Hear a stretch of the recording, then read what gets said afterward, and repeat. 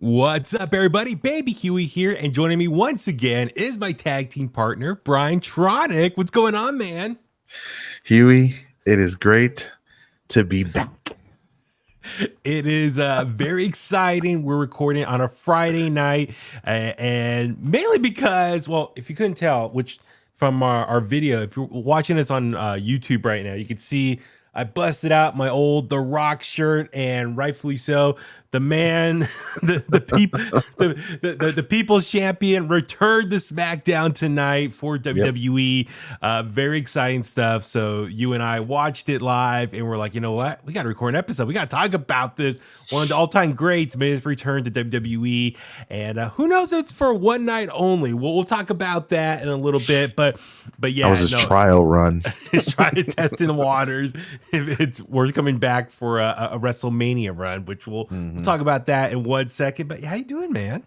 I'm good, man. You know, just it's so much wrestling every day, every week. I feel like, I mean, we just came off 2 pay-per-views back to back from AEW, right? And then I feel like we're getting a little break from premium live events for WWE, and you know, everything in between happening. Impact just had their 1000 show. You know, we got everything going on with WWE behind the scenes, and it's just so much going on. It's exciting though. It is. It really is. We're approaching the 4th quarter of 2023.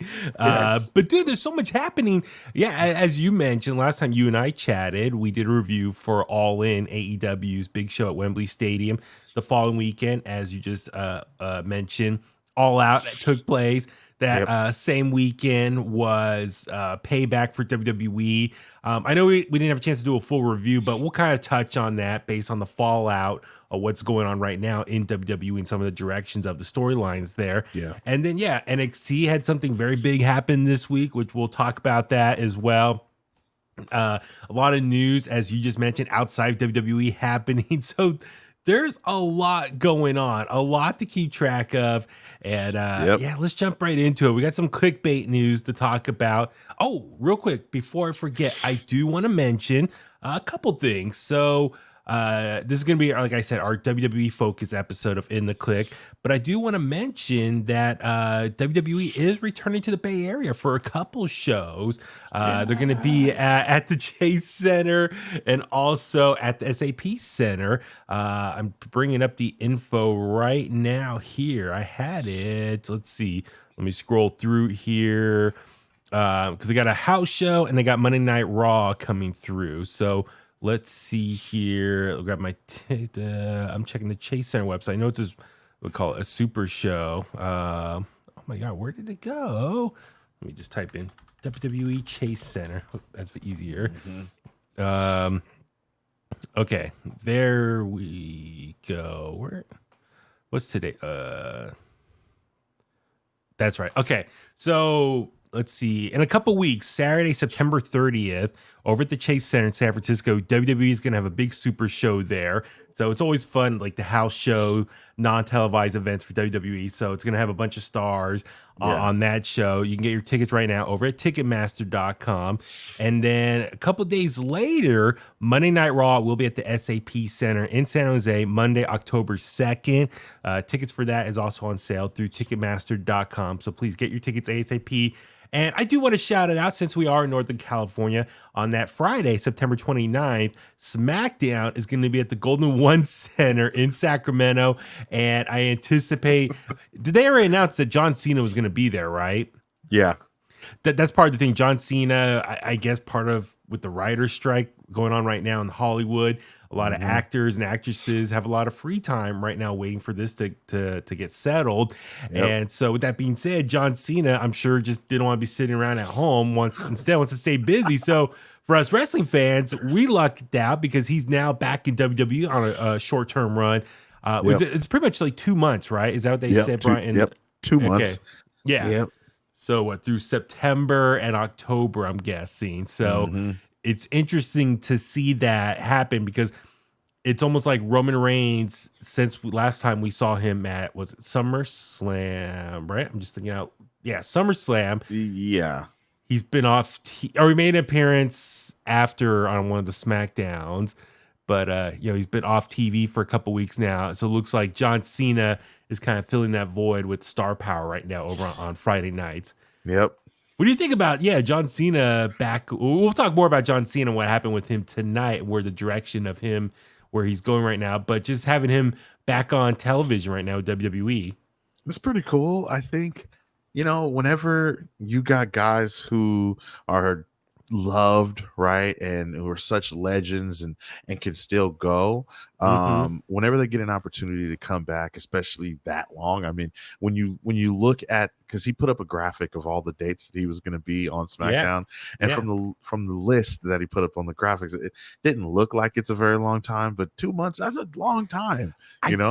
I think this, I read somewhere, this is his longest stretch back with WWE in 4 or 5 years. I want to say it's because he hasn't wrestled full time in a while now. So this is the longest stretch of regular appearances for John Cena in a long time. So that's crazy, right? I mean, I would say, it's about 5 years, I want to say. So definitely for us WWE fans, John Cena fans, definitely take the moment to really just enjoy every week on SmackDown, tune in, because we're not going to see this for, all the time moving forward. And I'm sure when the writer's strike ends, and hopefully that ends soon, and it benefits the writers and whatnot, that they deserve all the money in the world for all the hard work they do. So once that gets settled, then that's when like all the projects, TV shows, movies, everything gets back going again.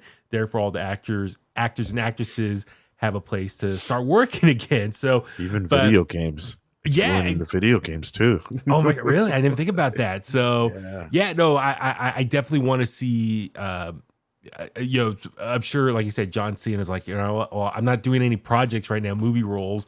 So let me fill the time by wrestling again. So WWE's not turning down a John Cena appearance. No, not at all. Especially with TV negotiations going on right now, TV deal rights going on.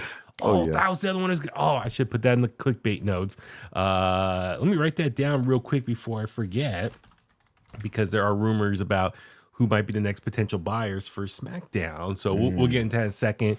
So as I just said, WWE is going to have a big presence in Northern California in a couple weeks. So SmackDown at the Golden One Center in Sacramento, September 29th, Friday, September 29th.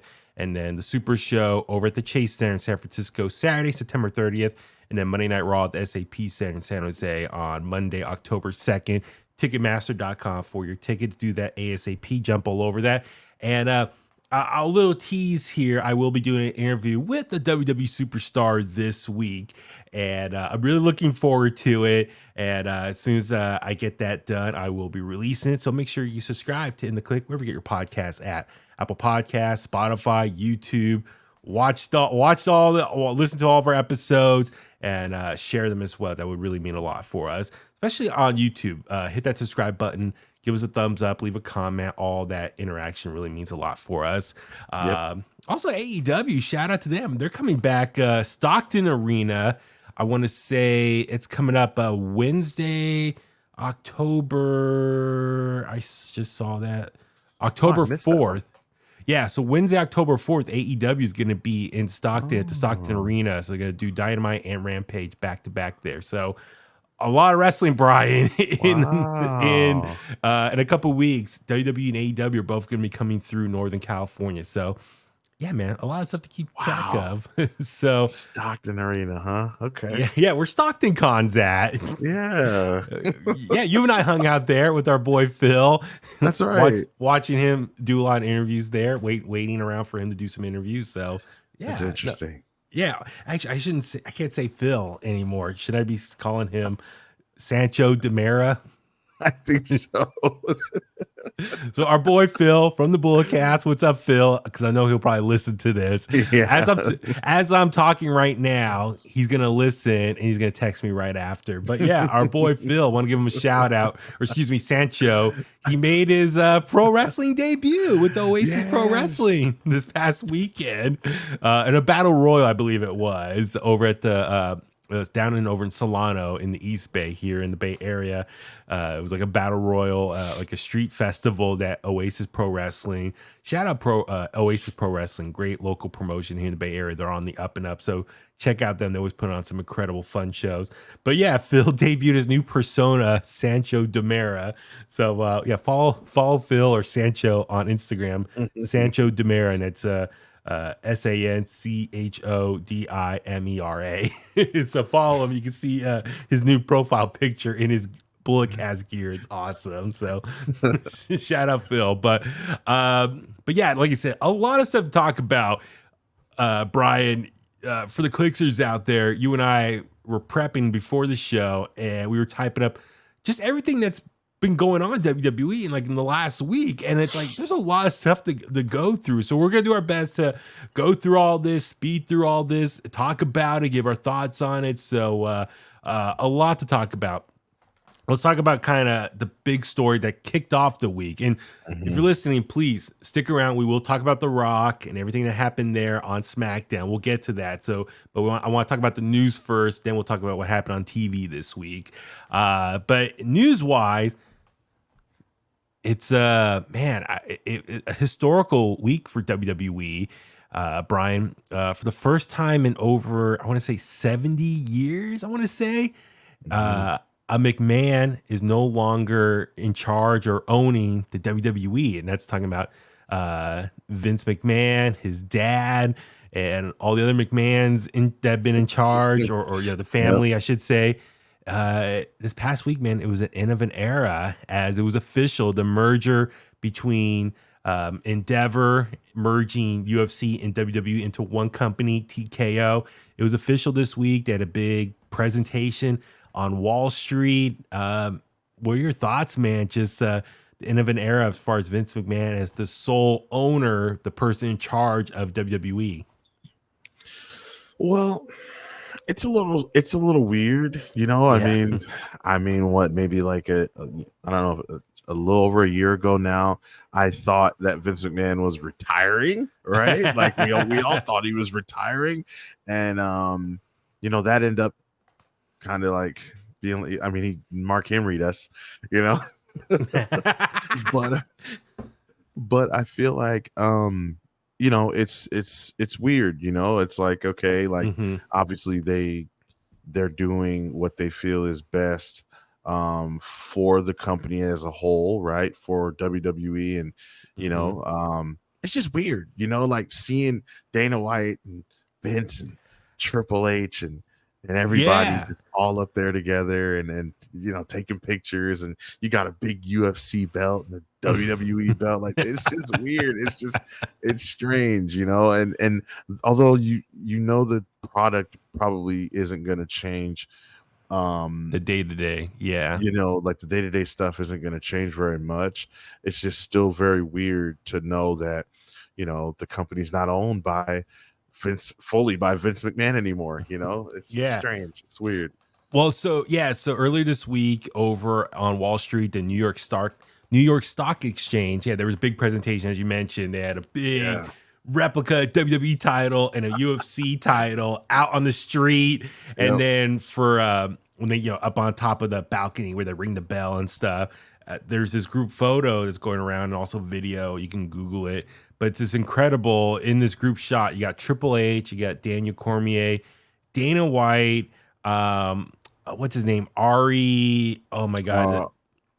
It's Ari Manuel. Yes, the owner of Endeavor. Yep. Next to him, there's Vince McMahon, and then there's Nick Khan. And then in the background, right there in the middle, Bianca Belair, and also her husband Montez Ford of the Street Profits. He was also there taking photos. So yes, for this initial photo here, it was really trippy. Just all these powerful figures in the wrestling and MMA world coming together. TKO, the marriage between UFC and WWE is complete. It's now TKO Group Holdings, the merger between these two. It's really trippy, man. But no, I'm really happy for Bianca Belair and Montez Ford. Oh yeah. Specifically Bianca Belair. It just really shows that she is now really becoming the face of the company. You can Yeah. make the argument behind Roman Reigns is number one. Cody Rhodes is probably number two right now. And she's probably number three, like as far as role models, the face of the company. What are your thoughts on her being present for this historical moment? I love it, man, because not only has she earned it, right? Like she's been working her butt off for a while now, and really, doing the work, like doing the dirty work, going out there, not just wrestling night in and night out, showing up at premium live events, but also working the house shows, making the appearances, the TV appearances, the podcasts, the interviews, all that stuff.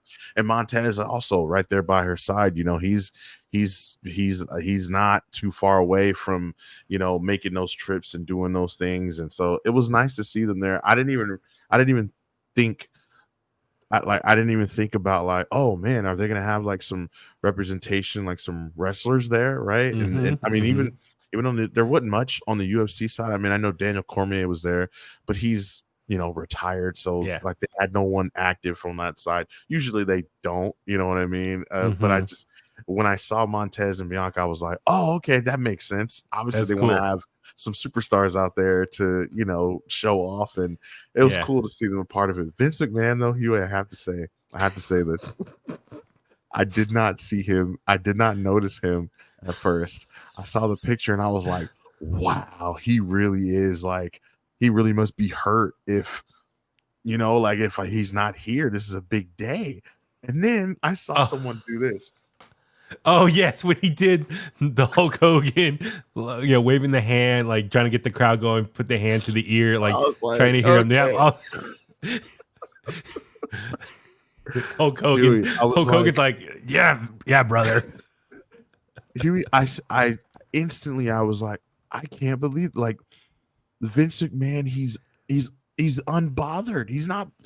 He's still Vince McMahon. Like it was cool to see him like that still in a way. I'm not gonna lie, because it's just like while everyone has such an issue with him and what he's whether he's in or out of creative or how much he's involved even after the merger. It's just like what's gonna happen with Vince.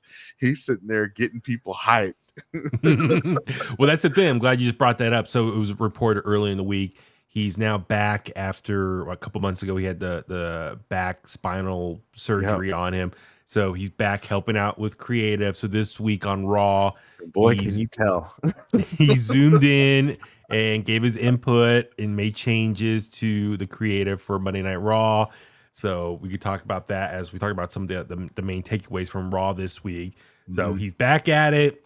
To what capacity? Who knows? I know there's early reports that he's back in charge, but on paper, on the website, WWE's website and whatnot, Triple H is still head of creative. I mean, who knows? There's various reports going around right now. But with that being said, I will say for Bianca, very cool. Like she's earned that spot to be the face of the company. She works her ass off. She's amazing in the ring, outside the ring. As you mentioned, all the charity work she does, all the media, just nonstop when she was champion, just doing all the appearances. And so moving forward, I think it's safe to say anytime she's in a big match, you put your money on her to win. She's in a good spot right now with the company. And then Montez Ford, shout out to him as being there as well. I'm sure supporting his wife, but also being present for all the photos too. So I know he's kind of beginning a little repackaging right now. Him and Angelo. Street Profits. Angel Dawkins, Street Profits with Bobby Lashley. They haven't had a name yet for their faction. They haven't officially called themselves anything, but as we've kind of seen, they've slowly turned heel this week, and on SmackDown this week, they beat down the LWO. So, and then I think on some of the internal rosters and paperwork, they have the three of them listed as heels. So they're starting to show, as the commentators would say, an attitude change the last couple of weeks on SmackDown. So hopefully they'll get into some major storylines in the coming weeks. It'll be interesting to see what they do with them, because I know everyone was excited to see a Montez Ford singles run, and no one wanted them to break up, but they definitely wanted Montez to go on a singles run, and he's worthy of it. He looked like it was going to happen, but I know that there's been so much shuffle in terms of creative plans and stuff, and so, but this works out. I mean, it keeps them on TV, right? Doing something with Bobby Lashley and turning heel or getting more serious, whatever you want to call it. So I'm excited to see what they do. I kind of wonder. I know a lot of people thought, the Street Profits are getting stale. Time to pull the plug and have them split up, one turn on the other, and then therefore Montez can go on this singles run. But then they didn't do it. But now I'm just guessing. I wonder if Triple H is like, you know what? I'm not gonna do that. I have a plan. I think I can do it a different way that has a stronger impact, and I think let's not give up on this right away. Let's take our time with this. So I'm just guessing. This is just me purely speculating. What's going to happen over the next year or 2 years is borderline a la Evolution type story here. You already know where I'm going with this, so I'm sure. Once the Bloodline story is kind of done and out of the way, I can see Bobby Lashley and the Street Profits, if they get a new name for their faction, they get kind of elevated as the main story on SmackDown. And I could see them having somewhat of a similar story to Evolution, where Bobby Lashley's like the big single star, gets the gold. I could see the Street Profits get tag team gold again. They're all successful. They're dressed in gold and maybe very add, successful. Maybe add 1 or 2 people in there. Exactly. Maybe make themselves a 4-piece, add another member. And then over time, once everyone starts losing the gold, tension starts to build. And then eventually I could see that's where Montez Ford then turns on the group, kind of like what Randy Orton with Evolution. And then Montez goes up against Bobby Lashley, picks up the win, and then he goes on a singles run. And then that's how you properly exit someone from a group and give them a proper singles push. That's where I think could be the direction for the next year or 2 for Montez Ford. That's my early prediction there right now. It makes sense. I was going to say, they'll be like the successor to the successor of the Bloodline, right? Like you got the Bloodline right now, and then you got the Judgment Day emerging, right? Oh yes, exactly. Yep. Kind of gonna push the Bloodline out the way, and then, like you said, in the next year or 2, you got Bobby and the Street Profits will be, pushing Judgment Day out the way. It seems like it's WWE's got a lot of faction work going on now. Yeah, well, I definitely want to give Triple H credit. It seems like he has a lot of irons in the fire right now, and it seems like Street Profits, Bobby Lashley, that's been like a slow burn, because it's like I don't need to go all in on them and like start pushing them when I could take my time, slow burn, building them up, and then when these other factions that are more popular right now, or they're the current storylines right now, once those run out, then I have a new faction to push up right away after to fill that void. So I like that they're taking their time.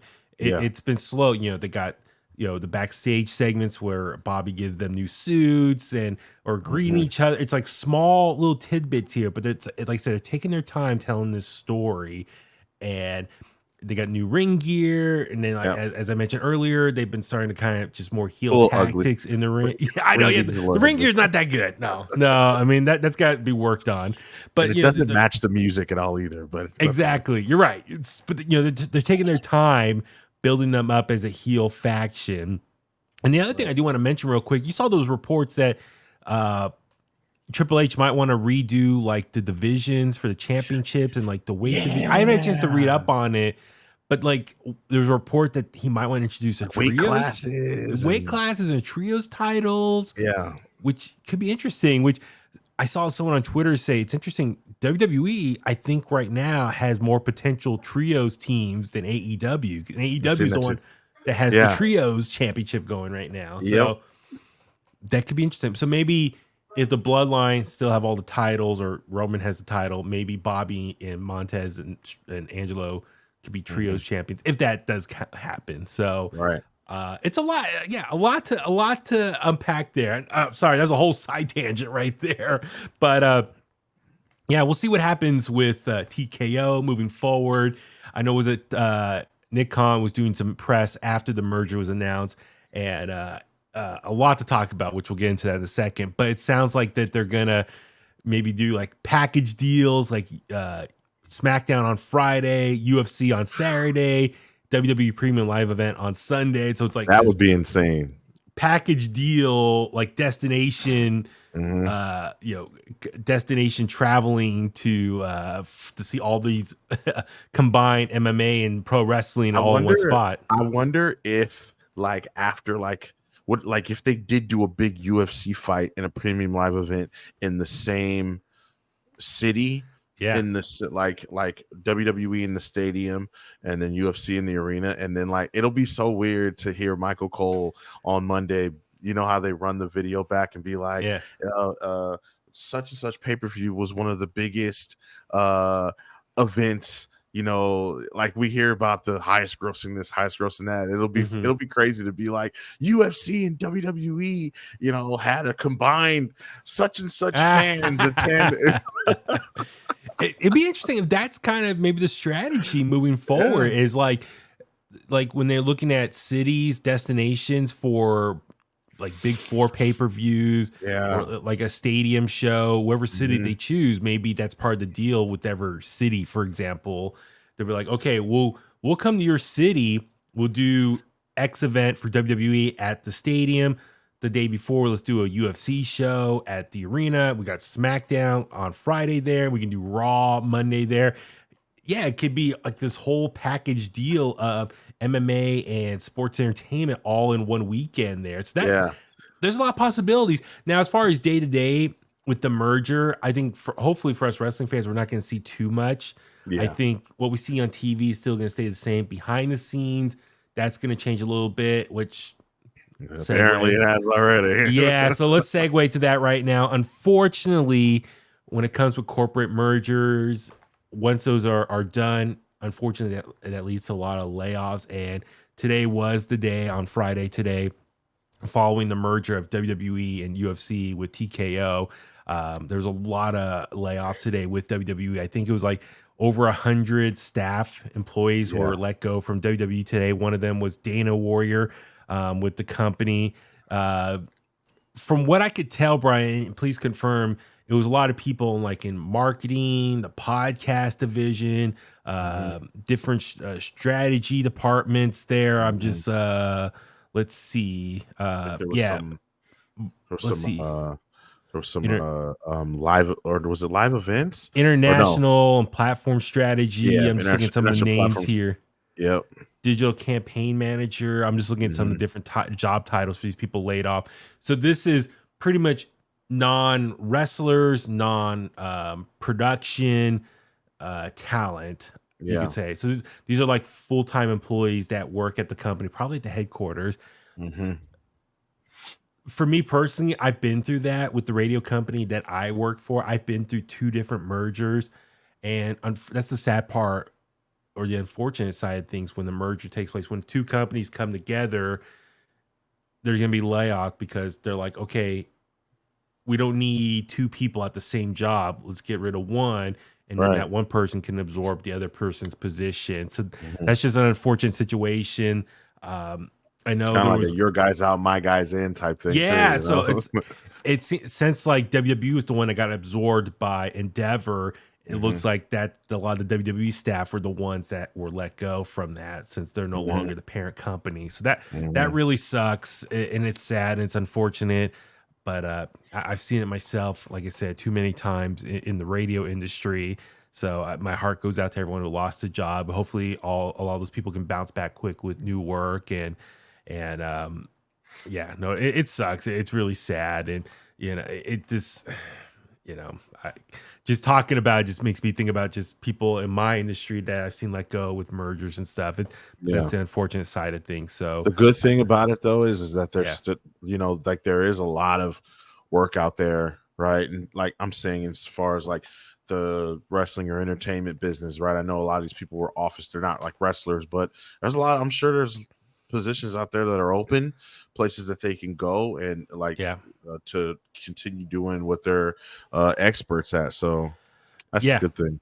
Yeah, absolutely. I hope they can all bounce back. I have a sidebar real quick. I just thought of this. I wonder if like, because you know how UFC they have like the Ultimate Fighter. Like I wonder if like they'll ever bring like a reality series for WWE. That's Like the bring thing. Tough Enough back or something. Yeah, I mean that's as far as a creative standpoint. Mm-hmm. I think that's the thing with Endeavor. They're like, okay, we have this property, WWE. What can we do with it outside of Monday Night Raw, Friday Night SmackDown, NXT, the premium live events? What else can we use these characters, these wrestlers, these sports entertainers for? Yeah, I'm sure there's other ways they probably want to capitalize on them and use them in other platforms. So who knows moving forward what they're gonna do with that stuff. So it's gonna be interesting seeing what the vision is for WWE moving forward long term. Oh yeah. So it's unfortunate. I know, Brian, you and I, when we went to WrestleMania this year, we met a lot of the newer PR team people that were working for them, and that was a whole new group of people that we dealt with compared to the year prior in Dallas, Texas.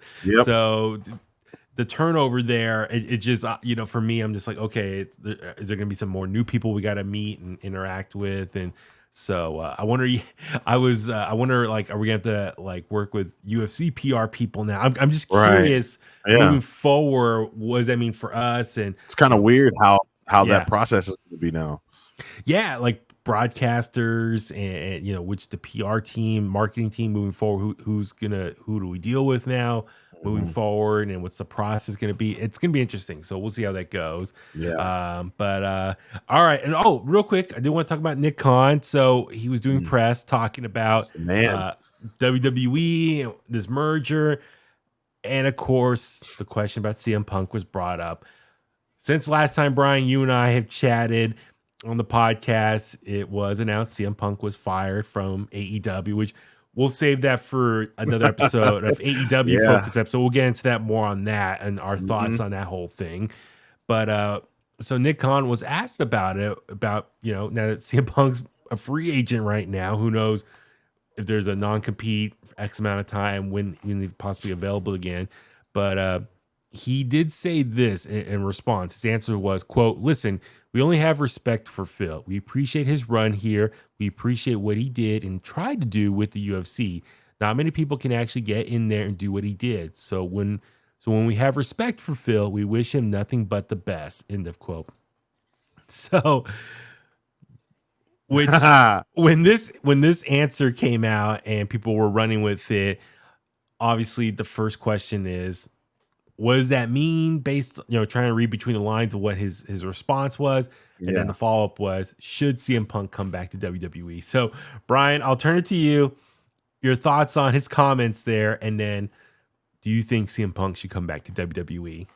I mean, it was a very Nick Khan answer to the question. Yes. I like Nick Khan, man. He's like more lately, not more often now than before. Like you just hear and see Nick Khan with it doesn't matter, with everything, right? And so far he's delivered with everything that he's said that he wants to do, and the vision, right? And things that I feel like his involvement in WWE has WWE's benefited from it, right? Yep. And so in terms of his regards to his response to the question about CM Punk, I don't think anyone should have expected him to give a straight up answer here. I mean, they got Survivor Series here in a couple of months. If they're gonna cook something up, I would think that that there's one sold out show that they would want to have him at, right? It's too early. It's really early right now. So I wasn't too mad at the answer. I knew he was just gonna be we basically love CM Punk. Well, that's the thing. He was being very political with his answer and just saying, hey, we have a lot of respect for him, especially with his time with WWE and the company. But the last line everyone's kind of really focusing on, we wish him nothing but the best. So some people are saying, oh my God, he's got endeavored from WWE without even signing back with them. Like, then I think is that people are trying to interpret that phrase, we wish him nothing but the best. Is that saying good luck with his future, but no, we don't want him back. Or people are saying he's saying that, but yeah, as you mentioned, Survivor Series is going to be in Chicago this year in November. If his non-compete is up by then, you want to keep that as a surprise if that's the spot they do want to bring him back. If WWE does want to bring back CM Punk, you want to keep that a major surprise. Yeah. And so in the time being, yeah, Nick Khan's not going to do an interview and say, oh yeah, we want him back. We're going to do everything we can to get him back. Yeah, then you're going to spoil any potential future returns. Yeah. So I think he's smart with his answer and be like, you know, just he's being very vague here. We just wish him the best. So, so with that being said, if you're WWE, do you bring back CM Punk or just like, you know what? No, that's in the past. We gotta move on as a company. What do you think? You think WWE should bring him back or not? Oh man, it's really tough. I still do love Punk. I won't say used to. I still do love Punk. I don't like a lot of the things that has gone on with him over the last year or year and some change, you know. But I think I kind of knew from the beginning that a place like AEW wasn't going to be good for him. Yeah. It was when he came, it was like too good. It was almost too good to be true. Like everything was perfect. Right. And I think he made some comments about it and was excited to be there and excited to work with everybody there. But I sort of had a feeling that wasn't going to last long. He comes, whether it doesn't matter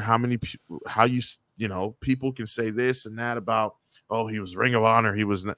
CM Punk himself can say, oh, I Ring of Honor, real wrestling.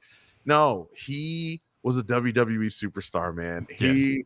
He was a sports entertainer. Yes, he was a wrestler, but CM Punk wouldn't be CM Punk without WWE. Yes. And I just think he's so accustomed to the big dogs in WWE and people being able to take his attitude. And, you could show up, especially back then, you could show up to WWE backstage and, you can piss people off and,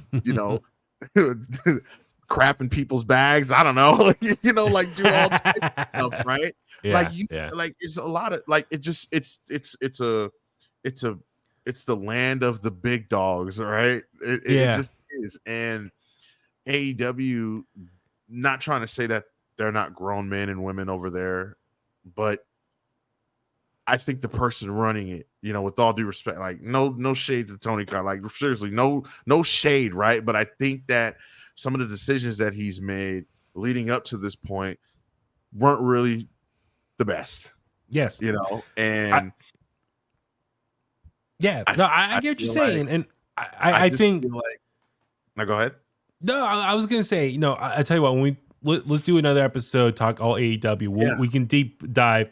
There's a lot there. There's a lot there about the exact firing of CM Punk and why did it finally happen, what led to it, and then in retrospect, looking back on his 2-year run, to give a direct answer though to your question, do I think WWE should bring him back? I mean, if the situation's right, I would have a meeting, I'd have a chat with everybody there. I'd say, hey, Roman, Seth, Styles, Cody. Yeah. What do you guys think? Do you want to deal with him? Yeah. So Charlotte. So here's my thing with CM Punk. On one hand, it'd be great just for the buzz and, for us, as podcasters and wrestling journalists out there, it'll give us a lot more content to talk about. Oh yeah.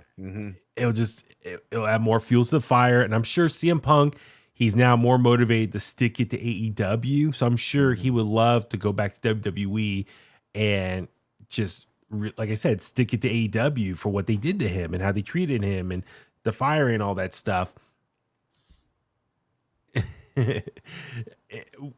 And then we saw was earlier this year, he went to that one WWE show in Chicago. He was spotted there. He made an appearance and, I guess apologized to The Miz and tried to talk to some other people. So it's from that alone, it sounds like he is open to work with WWE in some capacity. now with everything going on with AEW and how it ended with him, like I said, I'm sure he's motivated. We know he can wrestle still. He's back. He for the most part, he's wrestled the last 2 years outside of the injuries. Yeah. So I'm sure he still wants to go, and I'm sure he wants to maybe write or control the narrative of how his career goes and what it. I mean, like this is going on another tangent here, but I'm sure he doesn't want to go out like that on a bad note, a sour note with AEW. I'm sure he wants to correct that, and the only place they could do is WWE. Unfortunately, he's not going to go to New Japan because New Japan has a relationship with AEW. He's not going to go to Impact because, unfortunately, they're just such small time compared to his name and value and probably money wise what he expects to get paid. They can't afford that. Yeah. WWE is the only other option with the name value that he has. There's only 2 companies that can afford him: it's AEW and WWE. Well, he just burned his time with AEW. He can only go back to WWE. Now, for WWE, from a business standpoint, it's a never say never business. Yeah. How many other people did they had a falling out with, but ended up patching things up and brought them back? Look at Ultimate Warrior, Bruno Sammartino. The list goes on and on of people that worked with them, had a falling out, but then brought them back at some point. So with CM Punk, the same can be said. Right now, they're coming up on the end of their current TV deals with USA and Fox, and they're going to renegotiate. They want to get more money. Bringing CM Punk back, I'm sure it will bring a lot of eyeballs and ratings will go up, and therefore they'd be like, look at the ratings we bring in. Pay us more money to keep us around. Also, keep in mind, he does have ties with UFC. UFC and WWE are the same company now. Maybe people on the UFC side of things be like, bring back CM Punk. Have him wrestle with you guys, then he can do other stuff with us. So there is a connection there. He does MMA commentary now. He's actually doing some commentary tonight. His first public appearance in the last couple of weeks since he got fired from AEW. So I'm sure maybe Endeavor or UFC would be like, yes, guys, bring back CM Punk so we can use him too in some ways. It's gonna be interesting to see what they do. What happens next? Would it be a big buzz? Yeah, if he comes back at Survivor Series in Chicago or Royal Rumble appearance, he could be a big attraction for Philadelphia next year, WrestleMania 40.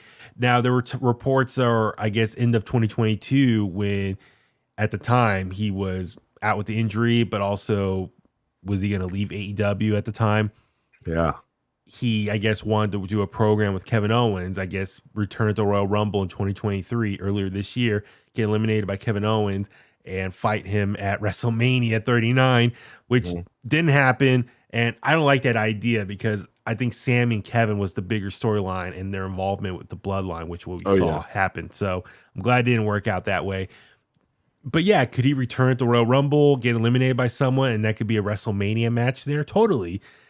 So that could be a big opportunity as well. So there's a lot of opportunity from a business standpoint. But then Brian, at the same time, from like a human aspect, if he has toxic traits that can affect a locker room, do you want to bring him back to WWE and bring that toxic traits to the WWE locker room? Would people put up with that? Now, granted, WWE, there's some more veterans there that could probably put him in his place or tell him no, or hell, Vince McMahon, he's not going to get away with stuff he did in AEW in WWE. Vince McMahon, Triple H, a lot more powerful figures in the wrestling business would tell him, hey, knock it off. No, you're not going to do that. Or other locker room leaders, Roman Reigns, the Bloodline, behind the scenes, people there can tell him, no, what you do in AEW, that's not going to work here. You're not going to do that. But then, that's with that being said, do you want someone like that that's toxic like that in that locker room? So the wrestlers might say, no, we don't want that here. I mean, Seth Rollins did interviews saying, no, I don't want him here. So we'll see. As they say, at the end of the day, we'll see what happens. So I don't know. I mean, as a fan, sure, it'd be great to see him come back and do something cool with WWE, but at the same time, I don't want him corrupting behind the scenes of WWE and then making the product affect the product somehow. So, all right, Brian, let's talk about Friday Night SmackDown. I'm wearing this shirt. I'm wearing my Just Bringing shirt. I took it out of the drawer, dusted it off. Actually, there was no dust on it, but I threw it on. And The Rock made a surprise appearance tonight on Friday Night SmackDown. We'll talk about exactly what he did.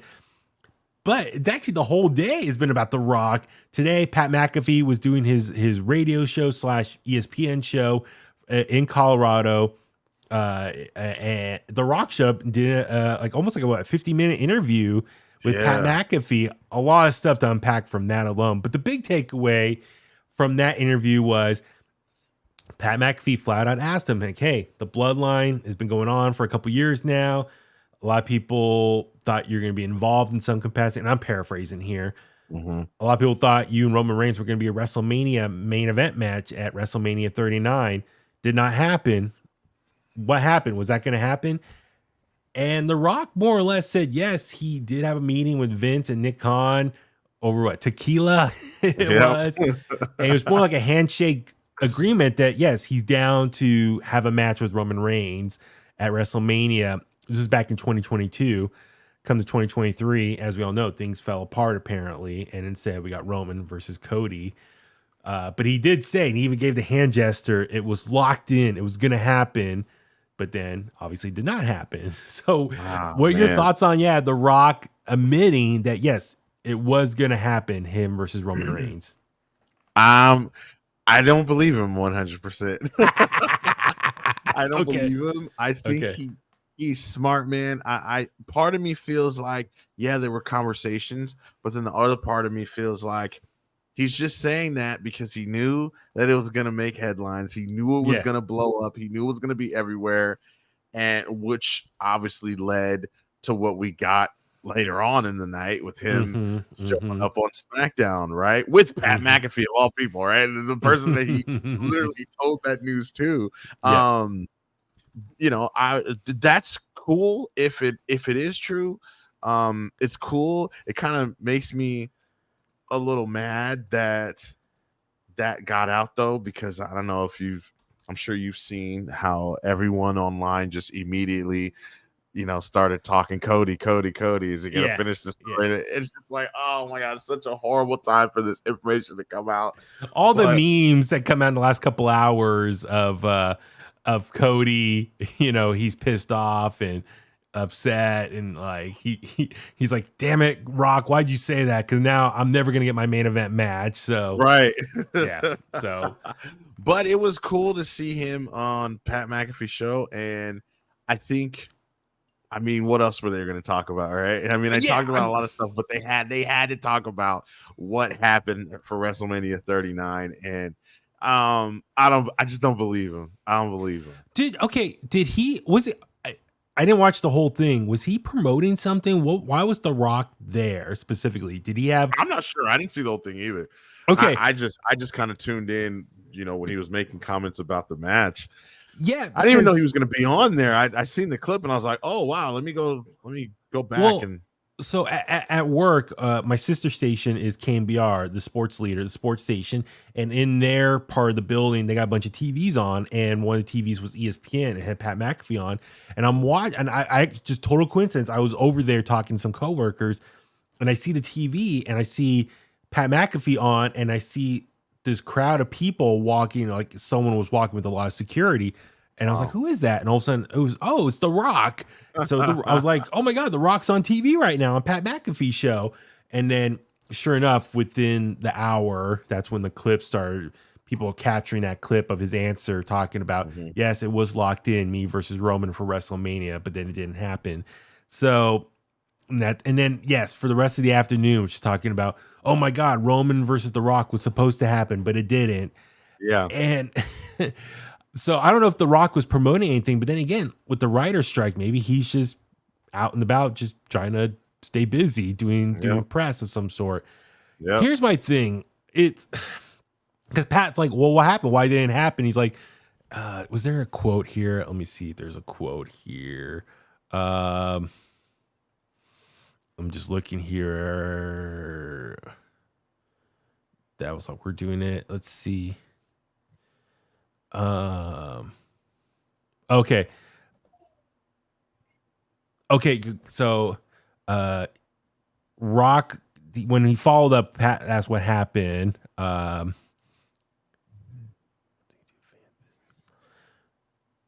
Okay, he thought WrestleMania isn't the end of something. It's actually the beginning of something bigger. He's explained why the match didn't happen. So he thought their match between the two of them should have been not the end of something, but lead to something bigger. So we got really, really close, but we couldn't actually nail what that thing was. So we decided to put our pencils down and we agreed, hey, listen, there's a merger coming up. Eventually that will happen. There's WrestleMania in Philadelphia. I'm saying that's a potential too. So I'm open. But again, let's figure out what that is, because the fans deserve something just incredible and unprecedented. And not only that, I always want to deliver to the locker room and the boys and girls back there. They're working their asses off. What we can do that could put them in a position to be part of something that is new and change and era in this world of pro wrestling. Again, Vince is a big picture thinker, as you, Pat McAfee, know, and this is why we've gotten along for years. Just try to think big picture. So, okay, very vague statement there, but I guess he said he didn't want that to be the end of something. He wants to lead to something bigger. Now, big picture, what does that mean? I wonder, like in my head, I'm trying to analyze what's that mean. Does that mean like, did he want maybe Roman to lead to like a babyface run? Like it leads to like it leads to him being the biggest babyface ever. I don't know. Like, I don't know. What does that mean? What's the big picture? What is something? It didn't want to be the end of something. It wanted to lead to something brand new. So what does that possibly mean? Let me ask you this. Let me ask you this. You think he's just making that up to stay face? Like, we want to do something bigger for the fans. So instead of wasting that match, we decide to take a break and think of a better scenario.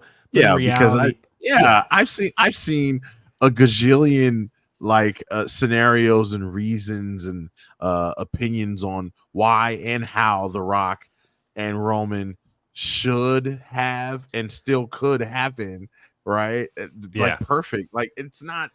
I think he's making it too complicated, you know. Yeah. And again, I think it's pro he's wrestling. doing that.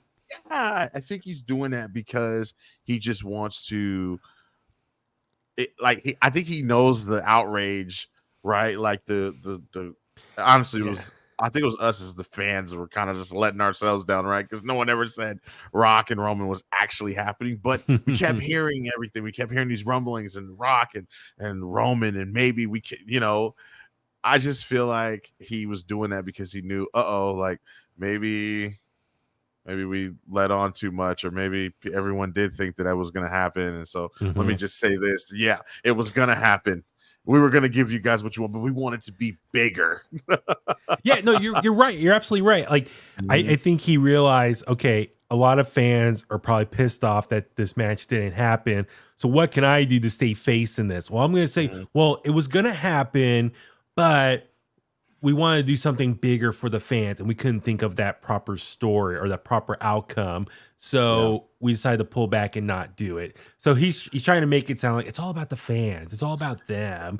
That's why we didn't do it. You want to know another reason why I don't believe him is because like, and I know we'll get into it, but like, just like, you know, when he showed up tonight, it was like there was nothing with him and, you know, Heyman or Solo, like no interaction whatsoever with the bloodline. Yeah, and you would think if they wanted to capitalize on what he even said, if they wanted to show that there is some truth to that, they would have had some type of interaction. Yeah, plant some seeds, right? Because then that would even build hope, right? To like make people go, oh my gosh, it is happening, right? So I don't know, man. Well, okay, we'll talk about Austin Theory in a second, because my question is, if it didn't happen tonight, what was the point of it? Like, what's this going to lead to? Which let's talk about that in a second.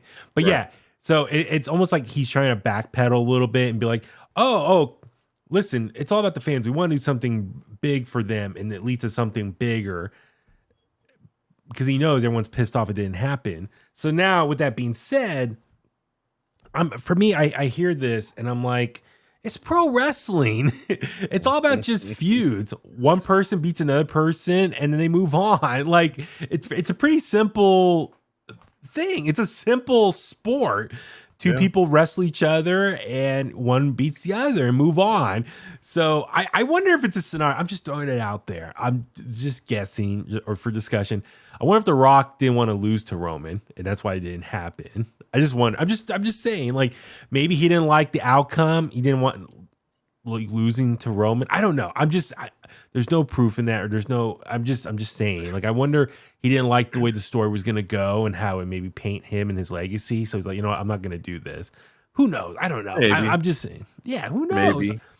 I mean, yeah.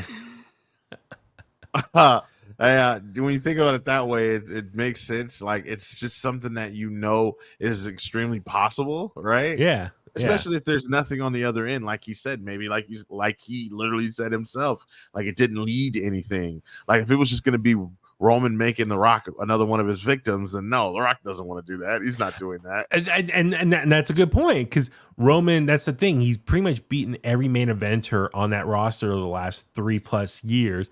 So maybe The Rock did not want to be just another casualty, another name on that list. Because I know there's been some graphics on social media of like the list of every opponent he's beaten on this title reign, and it's just a long list. Maybe The Rock did not want to be another name on that list. He wants, if he's going to lose and put over his cousin, he wants it to mean something and lead to something bigger. So maybe that's it. So maybe he's like, you know what? I'm not going to lose unless it's going to lead to something bigger. In that situation, okay, I get it, because it's all about his legacy. He's in his 50s. He's one of the all-time greats. He has nothing else to prove, but I'm sure he's like, you know what? Beating me has a lot of value, and I want to make sure if I lose, it's going to mean something bigger. So maybe that's why. Okay. I'll give him the benefit of the doubt there in that situation. But with that being said, yes, I do feel bad for Cody Rhodes, because now everyone's talking, oh, what's next for Cody? And then The Rock even mentioned Philadelphia at WrestleMania 40. So now it's like, oh, we're going to get that main event next year. So Cody's still not going to finish the story. Maybe that's a good thing, though, because they've got so much going on with LA Knight, right? With the Judgment Day. They're trying to build up both Jimmy and Jay on both separate brands, which I see a lot of fans crying and angry about. Cody not really having much to do right now. And I just look at it like, well, I mean, what is there for him to do? You know what I mean? Like, you don't want him beating any of the top rising people either, right? And everybody's got their time. And Cody, I think the less he wrestles at this point, right? In this stage of, like in this quarter, I guess you could say, the better, because when he does finally, get around back to Roman, however he does that, it won't be like stale. It won't be like, oh my gosh, we've been dealing with this, And then, but there's another good thing. There's another good reason to look at this another way. At least Cody's not losing. If he's not having a bunch of matches, if he's going to wrestle Dominic 7 times, 7 more times, at least we know that Cody's not going to lose. Yeah. So for me, it's, and we can talk more about Cody in 1 second, but I just feel like Cody's now such an afterthought. Everyone's like, oh, we could have got Rock and Roman this year. Yeah. But hey, okay, it could be happening next year. But now it's like I feel bad because like everyone's like, oh, I guess Cody's never going to finish the story.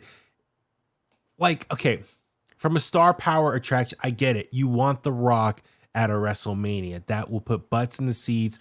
I'm sure WWE really wants to break that attendance record that AEW's been claiming, which we could talk about in the AEW episode. That number was not correct now, apparently. Yeah. But WWE wants to have all the records when it comes to attendance. I'm sure they want to break the all-time pay ticket attendance for a wrestling show. Yeah. To do that, you would need The Rock to do that. And so I'm sure right now, if the longer this writer's strike goes, I'm sure that will benefit WWE in trying to bring back The Rock for a WrestleMania main event match. And especially right? If you have the story to go with it. Because I give WWE credit. They've been really good with stories. Triple H and company have been doing very well. There's stuff that they are not so great at still, but there's some stuff that they're really, really good at. And the Judgment Day and the Bloodline, in my opinion, are 2 really huge stories that they've been doing the right way. And so I feel like a build with The Rock and Reigns, I know people say, oh, I'm tired of it, I don't want to see it anymore. I think if the story is there and if it's right, if they're gonna give us the oohs and the ahs, right? Just like the Sami Zayn story, just like the Jey Uso story, just like everybody else that's come in cross path, Cody Rhodes, everybody else has crossed paths with Roman. If the story's there, then I think people will be invested. And like you said, they're probably looking like, attendance record, biggest show ever, Rock available. You never know. Well, okay. I wonder. Maybe Cody can take the title away from Roman so that Roman and Rock could fight and it could be a non-title match. Can you imagine a WrestleMania with Cody defending the title, Seth defending the title, Rock and Roman, right? CM Punk, like that that would be insane. That's a sold out WrestleMania. I mean, that would be hypothetically, based on everything we just talked about, WrestleMania 40, if in a perfect world, or if things go as planned, you could. What if you do have The Rock, Roman, Cody, Seth, CM Punk, Cena? It could be like the ultimate WrestleMania ever if all these names are involved in some capacity. Yep. But like, let me ask you Jimmy this: versus Jade Cargill versus Charlotte. You know what I mean? Like. Becky versus Rhea. I mean, oh my god, there's so many matches already. I know we're under 6 months away, but people already fantasy book what could be at WrestleMania. Yeah. So based on that alone, okay, let me ask you this: what would you rather see WrestleMania 40? Would you rather see Roman versus The Rock or Cody versus Roman? I'd rather see Cody versus Roman. Okay, you wear a Cody Rhodes shirt. Look at you. I could see this. I could see. If Rock is available, I'm sure the powers that be like, oh my God, you get The Rock there, because that, like I said, will fill up the attendance, and I'm sure they want to break that attendance number. Therefore, if they could do it in the USA, they don't have to worry about going to London to break it over there in a couple years of a potential WrestleMania. But I'm just saying. So with that being said, though, it sucks because Cody's on the outside looking in then. But then again, you don't, this is a longer topic discussion we get into later. Still got 2 nights though. Yeah, you don't. Rock versus Roman doesn't need the title. It's about the tribal chief, who's the head of the table, who is the king provider for their big family. It's not about a championship. It's about name recognition and value to that family. So you don't necessarily need a title for that. With that being said, Cody, his story is about the championship. Roman and Rock is about the family. But yeah, I mean, this goes back to almost a year ago, where it's like, do you do night 1 Cody versus Roman versus Rock night 2? It's everyone's gonna bring up all these old talking points from last year. Here we are, and now it's repeating itself. Now it's even harder to do it though, because it was at least easier because Roman had 2 titles. Now he's only got 1. So it's like, do you have him win or lose in a non-title match at night 1 to defend the title of night 2 and lose? Here's what I'm thinking, and I'm just throwing this out there right now. I would not be surprised as a compromise for all the powers that be, all the moving parts here. What if they do The Rock versus Roman for the title at WrestleMania? Roman beats The Rock, keeps the title, beats The Rock. Roman is now the official head of the table of the family. He's still champion. The title reign, the length of the title reign continues. That keeps going on. And then him versus Cody at SummerSlam. And then Cody beats Roman for the title at SummerSlam. I can't do math. I mean, I can't do math right now. But here's the thing. By extending it to SummerSlam, I don't know where the numbers are, but does Roman come closer to being Hulk Hogan's title reign number by then? That's a good point. So that way you accomplish multiple things. You get Rock versus Roman at WrestleMania. You get that main event. You get it out of the way. You help sell tickets. And then for Roman, just his legacy with the WWE, with the company as one of the longest title reigns ever, you extend his title reign, and hopefully he gets closer and closer to being Hulk Hogan's title reign. And then he's up at the top 3, because it's Bruno number 1, Bob Backlund number 2, Hogan's 3. So I'm sure for Roman's legacy, they want to make sure Roman solidifies as one of the all-time greats. If he can pass Hulk Hogan's title reign, they would love that, because Hulk Hogan doesn't have the best track record right now with everything he's done in the last few years. So I'm sure they'd rather have Roman Reigns at the top or above Hulk Hogan for his star power and his legacy, and being the new face of the company moving forward. So if I don't know, between WrestleMania and SummerSlam, does he at some point hypothetically would pass Hulk Hogan's title reign there? But then you do Cody versus Roman at SummerSlam, which they do treat it like a WrestleMania 2.0 now in recent years. And then Cody can finish the story there. Now, granted, it's not a WrestleMania stage, but it's still a big stage in a football stadium, big crowd, and he can finally wins the title. You could do it at Mercedes-Benz Stadium in Atlanta, Georgia. That would be great. That would be great. So I don't know. That's what I'm thinking, is like, maybe that's the compromise. I'm just throwing it out there. Early prediction. That's how 2024 in WWE is going to go. You can get Rock Roman at WrestleMania 40, Cody versus Roman at SummerSlam.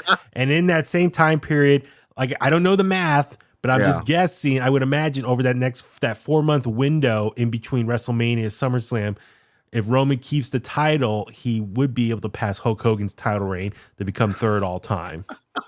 And then you let Cody win at SummerSlam. He finally finishes the story. So you please all aspects of all scenarios for WWE's history books. Yeah. I'm just saying. I should clip that right there for social media. I don't know. I'm spitballing ideas right here. So let me know. Cody, if you're listening, let us know. Cody going to come out on Monday. What do you want to talk about? I know what I want to talk about. Rock, get your ass out here right now. He's like, damn it, Rock. Damn it, Dwayne. Stay home. This is my time.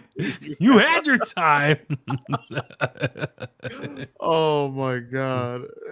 It's like, stay away.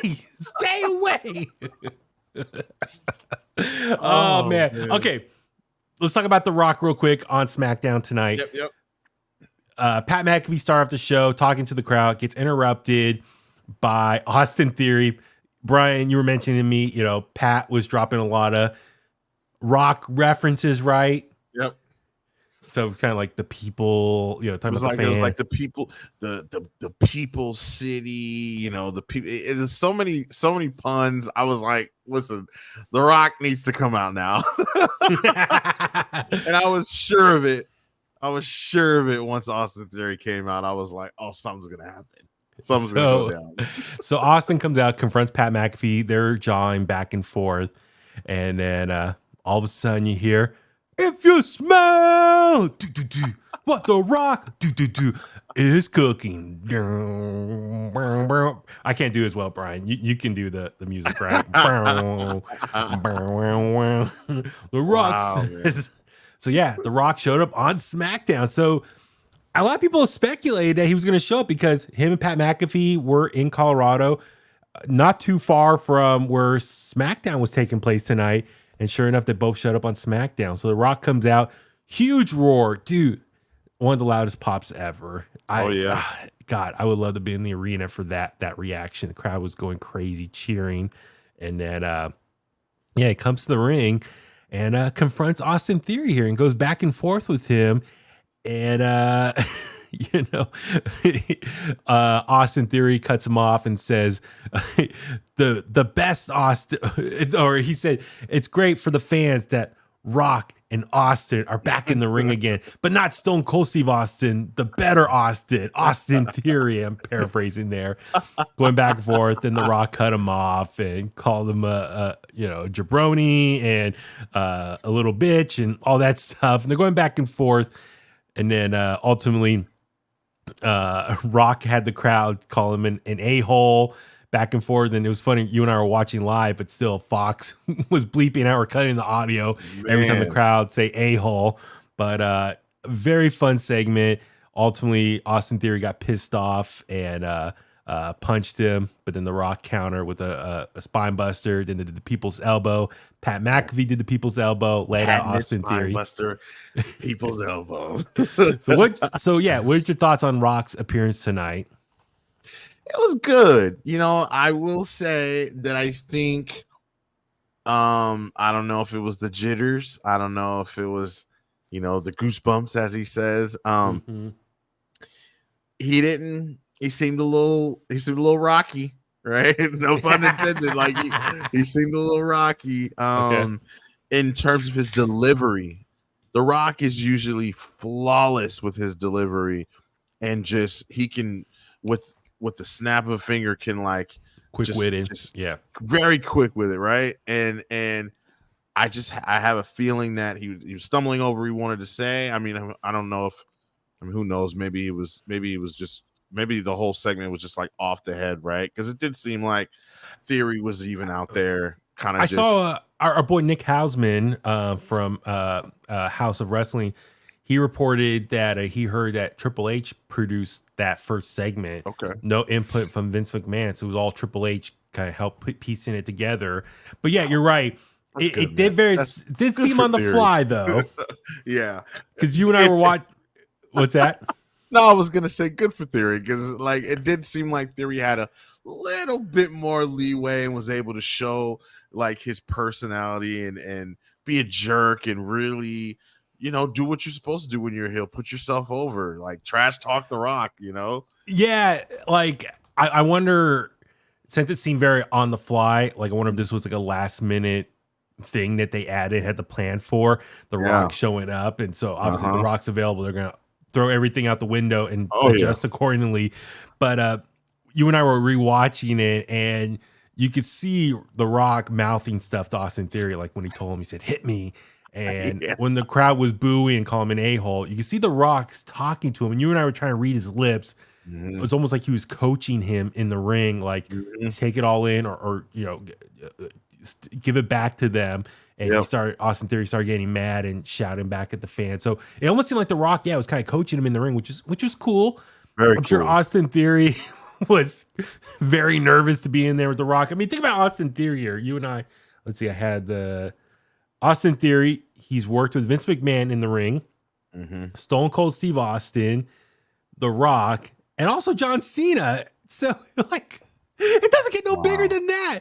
Yeah. Austin Theory has worked with 4 of the all-time biggest names in WWE history, pro wrestling history.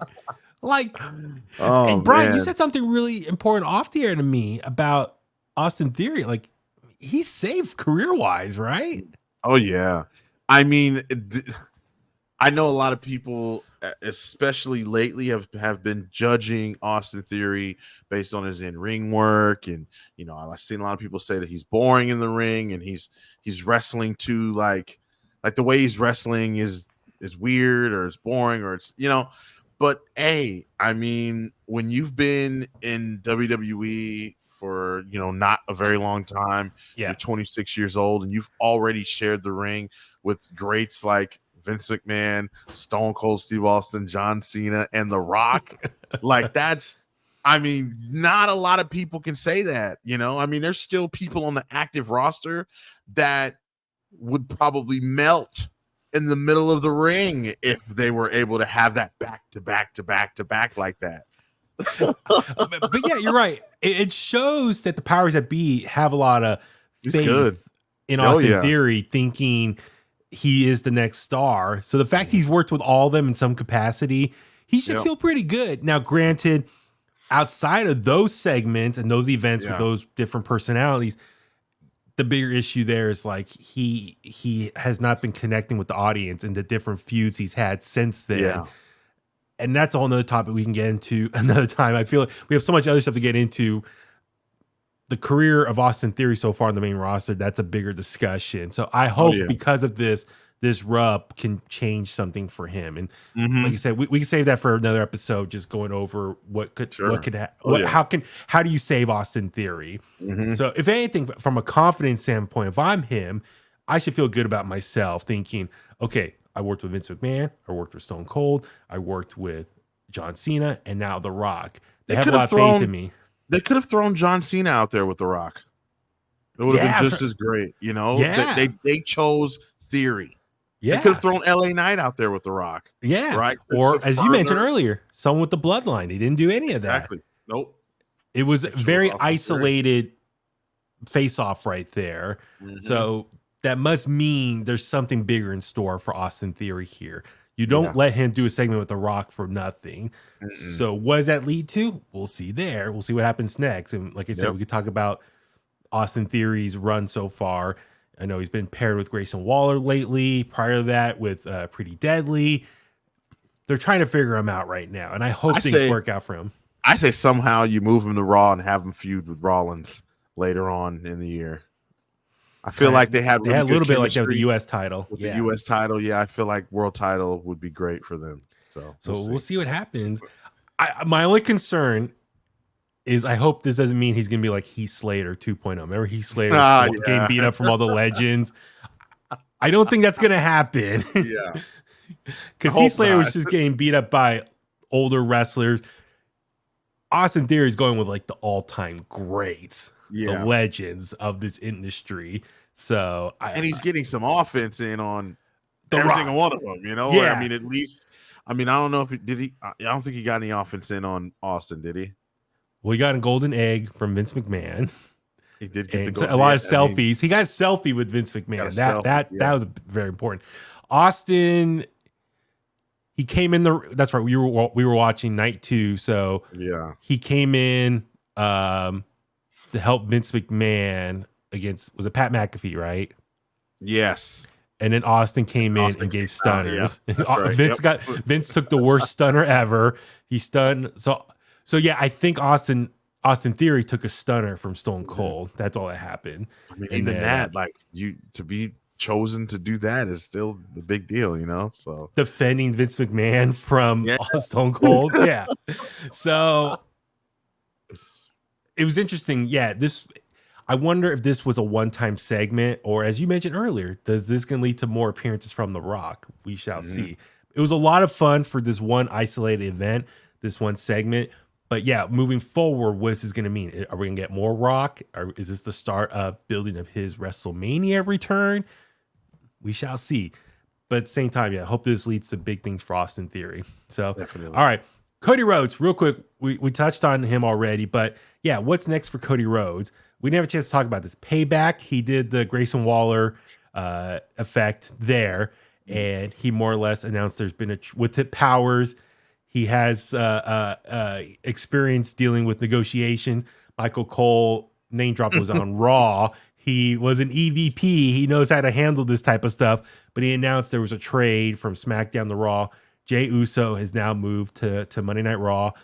They didn't finish, or he didn't finish the other half. Who does SmackDown get in return for the trade? So we'll touch on that in a second. He was on Raw. That following the Fallout episode on Raw after Payback. But then this past Monday, he shows up, starts talking in the ring, gets interrupted by Dominic Mysterio and JD McDonough. They try attacking him. He gets them over, beats them up. So Cody Rhodes right now, I feel like he's a little directionless right now. I feel like they have nothing. It looks like they have nothing major planned for him yet. He finally beat Brock Lesnar at SummerSlam. Finally got the win in their rivalry after 3 matches. Brock, even though Brock was the heel, he, on the fly shook Cody's hand, kind of put his head in, kind of, what's the word, Brian? Put him over, acknowledge, hey, good rivalry, thank you. So Cody got put over by Brock Lesnar and John Cena. But now, since SummerSlam, it kind of feels a little directionless with Cody Rhodes. Do you think he's going to be the one that's traded to SmackDown for Jey Uso? I think so. Okay. I think a lot of people are trying to speculate who else. I know, like, people are saying, it could have been Kevin Owens, Could it be someone else? Someone even I saw one person say, could it be Jay Cargill? Since he That but would be funny. No, yes. I think it'll be Cody Rhodes. I think it'll happen when we least expect it. It feels like they're still trying to figure out how they want to do it. Yeah. Right. But I think Cody Rhodes is the only name. Why would Cody negotiate, getting Jay to Raw? Mm-hmm. And then if you pay attention to what he said at Payback as he was walking up the aisle back to the top of the stage, he was like, I hope I don't regret this. Yeah. Right. And it's just like, it's something to think about. Like, I will say though that I know Cody is directionless, but he's got so much going on. Like he's in the Judgment Days business, he's got feud with Dominic Mysterio still haunting him down. He's got, I mean, he can really have a feud with anybody. He's got so many people. So we'll see, man. I'm still watching. I won't say I'm like sour on it yet. I'm still waiting to see what happens. Well, it seemed like, because at Payback, when he said Jey Uso to Raw, Jey Uso immediately came out, crowd erupted for him, loved it, and Cody just walked out, so he never finished there. or like, because I remember watching the pay-per-view and I was like, so who did SmackDown get? They didn't say. He just left. And then was on Raw. And then on Raw this week, he shows up and it looks like he was going to start talking. And I thought that was him going to explain, like, hey, the trade was for me. But no, it didn't happen. Judgment Day interrupted him. So anyway, they move on. So I'm with you. It sounds like it looks like a slow burn. Maybe they're trying to figure out properly how to do this. But it does make, I know it's the obvious answer, but it makes sense for Cody Rhodes to go to SmackDown. So that way he can at some point pick up that rivalry with Roman Reigns. If The Rock is not the plan for WrestleMania 40, at least Cody is under the same brand as Roman Reigns, and they can have a rematch at WrestleMania for that WWE Championship. So, we shall see. All right, let's talk about the bloodline real quick. A lot of stuff to talk about there. Just so much been going on here. Just to kind of recap real quick. So, Money in the Bank, the Usos beat Roman Solo. Jey Uso got the pin on Roman Reigns. First time Roman's been pinned in over 3 years. So big moment for Jey. Led to the match at SummerSlam. Jey versus Roman. Roman won, but it was a very formulaic outcome. Once again, Roman won with some outside interference. This time from Jimmy Uso, who returned after getting beat down from Roman a couple weeks prior. He came in, pulled Jey. When Jey was trying to pin Roman for the win, he pulled Jimmy pulled Jey out and cost Jey the match. Jey had Roman beat, but he ultimately got involved, and then it led to Jimmy going on SmackDown trying to explain his actions. Everyone's like, why'd you turn on your brother? Like, you guys were feuding with the bloodline with Roman and Solo, and now you turned on your brother. He said he did it out of love. He was worried if Jey would have beat Roman, he would ultimately become the next Roman Reigns and become that toxic person, the leader of the bloodline. He doesn't want to see his brother fall down that path. So that's why he got involved. I want to ask you, what do you think of that explanation just for his actions for SummerSlam? I liked it. It was okay. I was surprised by it, but I thought it was an okay explanation. I know a lot of people didn't really like it, you know, but I thought it was okay. I'm not mad at that explanation. Because when you think about it, it's just like, I felt like it was gonna pivot to something else. Like after that, right? Like I was expecting Jey to be like, "Oh, you're just jealous," or maybe Jimmy is like saying that, but really he is jealous of Jey, and he just didn't want Jey to have that spot because he wants that spot. You know what I mean? Yeah. I thought that's the direction it was going, but it completely changed. It just felt like that SummerSlam moment. It kind of felt like the bloodline story did jump the shark, because Once again, it was the same outcome. Roman, it's a slow match, a slow burn. Roman looks like he's about to lose, but then he gets a comeback, and then there's some sort of outside interference to help him win. So I think a lot of people are just getting a little frustrated, a little fatigued of the same type of outcome, the same type of win for Roman. It's like, if you're going to be a dominant champion, let's see you win some matches clean, even though you're a heel. So it's just getting very repetitive. Now, what sucks is, okay, I understand where Jimmy's coming from out of love, but it's just frustrating because going back to Night of Champions back in May, when he came in and super kicked Roman Reigns, and he's told Jay, you and I, we're out of the bloodline. Let's get out. Let's do it together. And they leave. And then less than a couple months later, Jimmy is now trying to get back into the bloodline. And it's like, you had this special moment back in May, and then Money in the Bank, and now what, the bill for SummerSlam between Jay and Roman. It's like the whole summer, this whole build, the storyline was just taken away from us. Like, we invested all this time for nothing. Yeah. So Jay goes to Raw. I like what's going there because, like, Jay's finally looks like he's get a singles run of his own and really become main event Jay Uso. Yeah. But I like that even though he's a babyface now, the crowd loves him. I love that the Raw roster, they're very hesitant to have him there. Look at Drew McIntyre. He keeps saying Jay, and he's like, I don't like that you're here. Yep. Because he has beef with the bloodline. A year ago, he lost to Roman at Clash of the Castle because Solo got involved. So Drew McIntyre has history with the bloodline, doesn't like him, so he doesn't trust Jay. The bloodline have dominated WWE for so many years now. A lot of people in that roster don't trust any member of the bloodline, babyface or heel. They just don't trust them. So I like that the Raw roster, especially the ones who interacted in the bloodline in some capacity over the last couple of years, I love that they're all like, whoa, Jay's here now. I don't like this. What are your thoughts on kind of the direction of Jay right now? And that type of story. I think it's perfect, right? It's like he comes over to Raw and now he's got to right those wrongs. He's got to pay. He's got to pay for all the things that he did and all the things that he was involved of that, literally may have cost some people some time, right? May have put a few people on the shelf, right? You got Riddle, who got injured a few times by the bloodline. You got, Drew McIntyre, like you said, who got cost the championship. Kevin Owens multiple times. Seth Rollins. Yeah, it's almost like someone getting out of prison and like they're trying to rebuild their life. So he's 100%. Trying to rebuild himself now over on Raw. Like, hey, I'm a good guy now. I know what I did in the bloodline was bad, but I want to prove to everyone that I'm not that person anymore. I've moved on.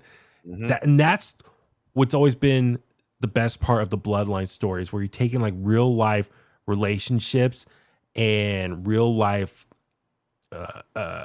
situations that all of us can apply in our own life. We can relate to that in some capacity. So what Jay's going through, I think either we have gone through that in our own personal lives or know someone who's gone through that. And so that's what makes what Jay's going through right now very relatable and makes that story more powerful. So that's the most interesting part of the bloodline right now. Jey Uso's going to have to pull a Sting and fall brawl, and he's going to have to just beat everybody he's going to have to beat up his brother. He's going to beat up both his brothers. He's going to have to beat up Roman, and he's going to say, is that enough for you? And then walks away. Throw the championship at Cody. Is that enough for you?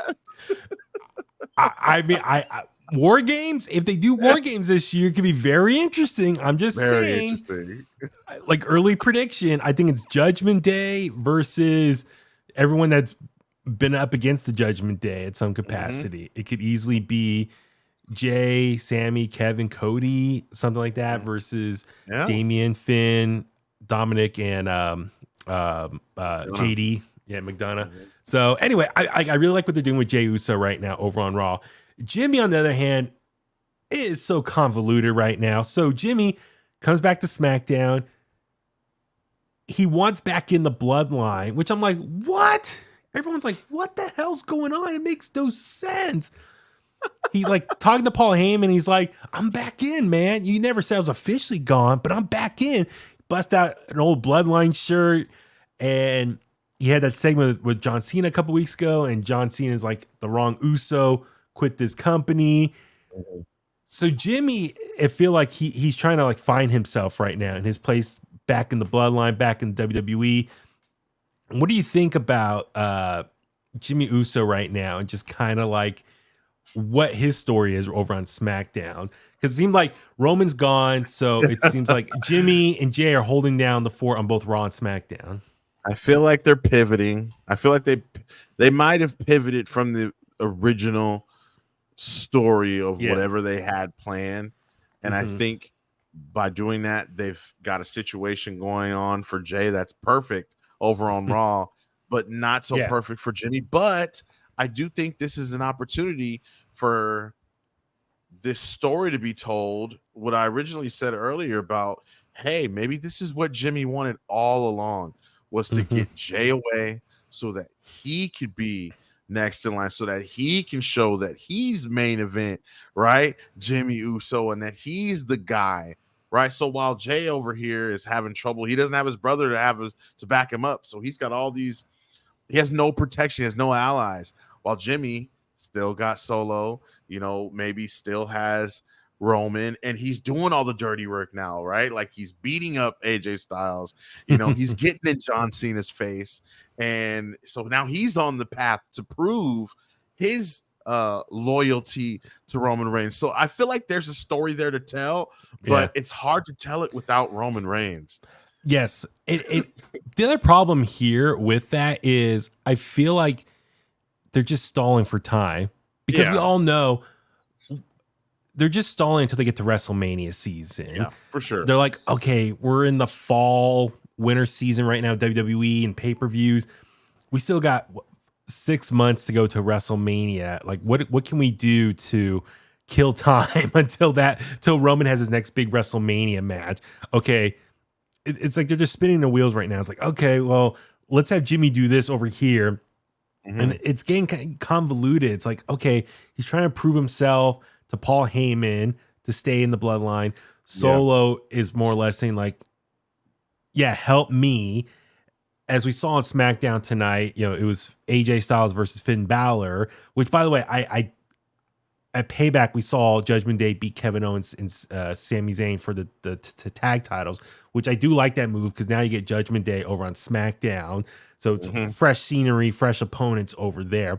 Yeah. So you see AJ Styles mix it up with Jimmy Uso the last couple weeks. So it's like AJ Styles now has beef with the bloodline. He has beef with his own group, the OC, because he thinks they're just fooling around too much.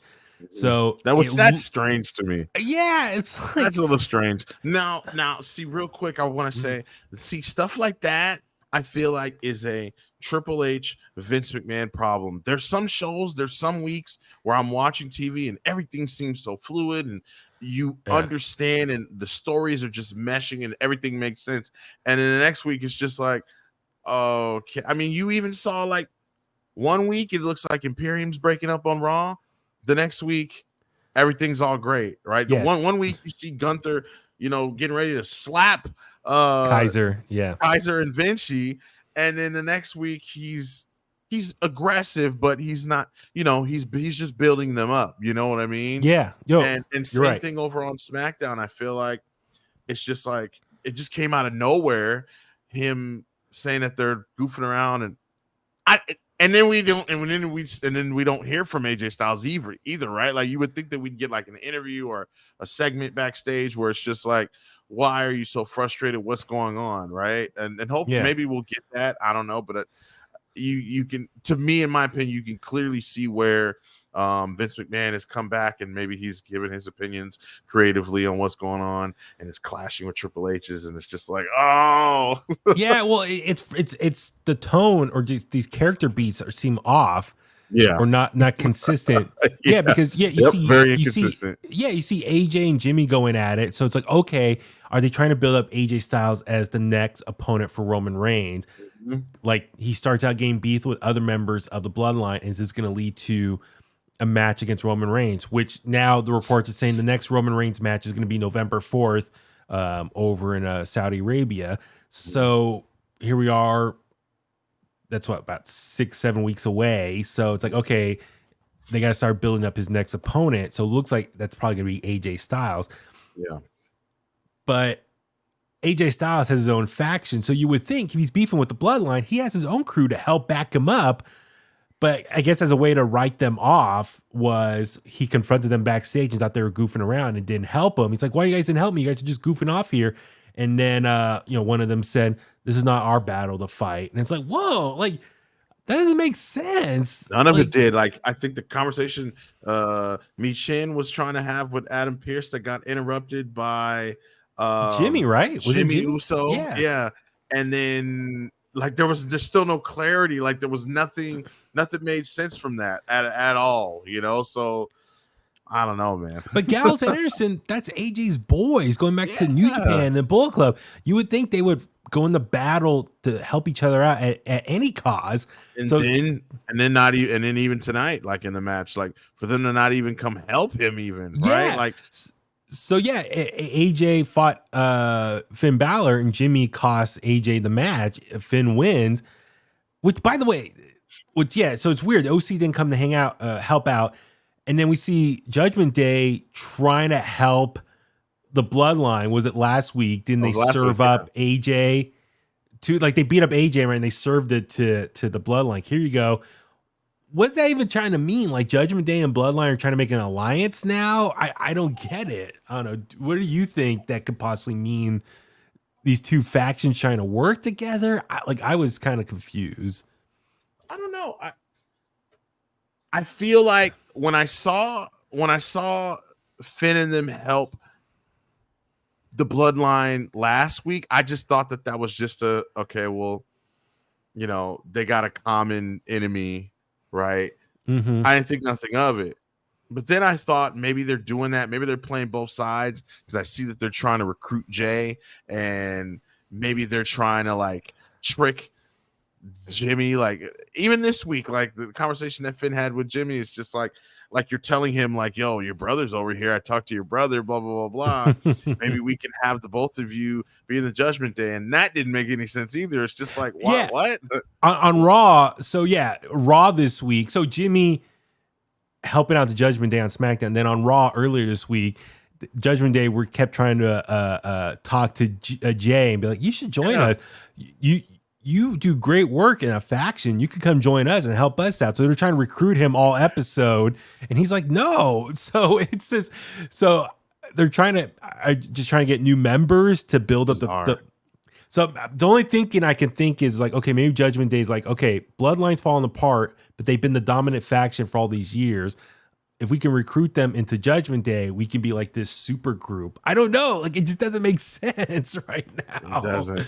It's like, and so I do want to say, Jay, we saw last week, Sami Zayn came out, talked to him and said, hey, you know what? I know a lot of people in the back don't like that you're here, but I'm happy that you're here. And I'm happy you broke away from the Bloodline.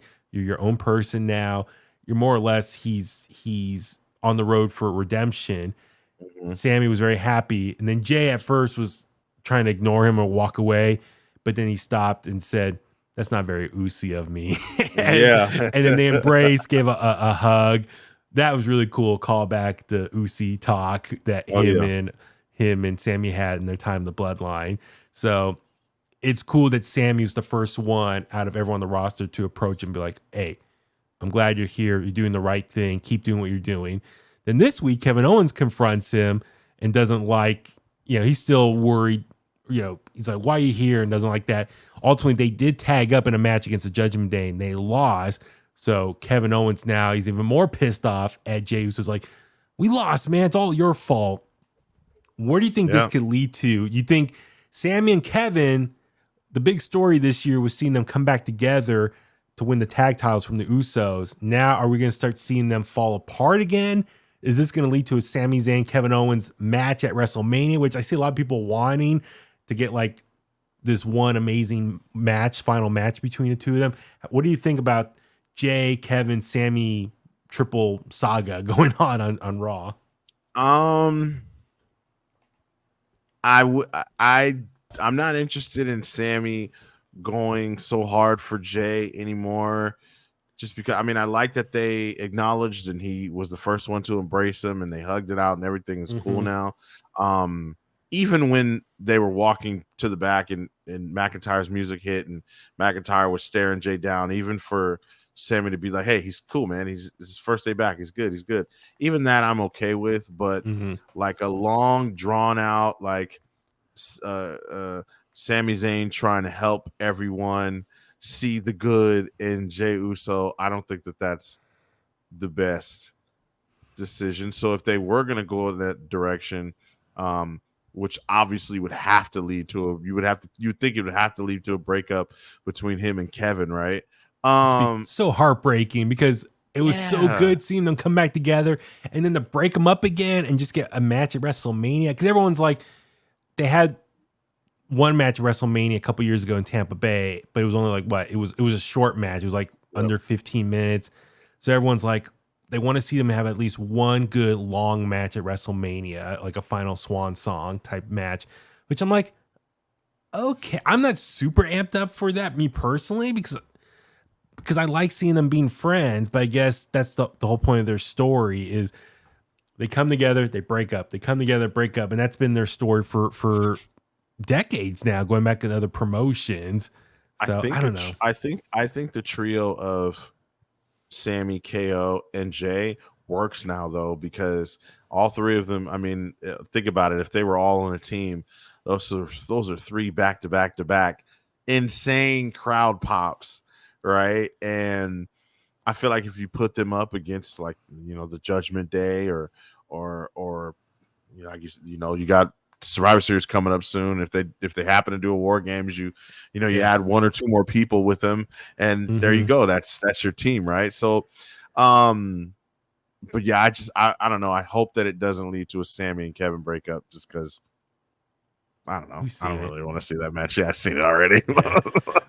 A little bit breaking news. I'm looking on Twitter here, and Sean Ross Sapp tweeted out, CM Punk said he's got a lot of time on his hands for the next 2 months during a Cage Fury Fighting Championship announcing job.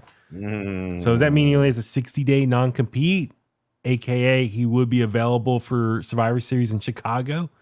I don't know. We'll see. I'm just saying that's what was tweeted out here. So last thing with the Bloodline, Grayson Waller effect, main event segment of the night, the last segment of the night, John Cena being interviewed by Grayson Waller.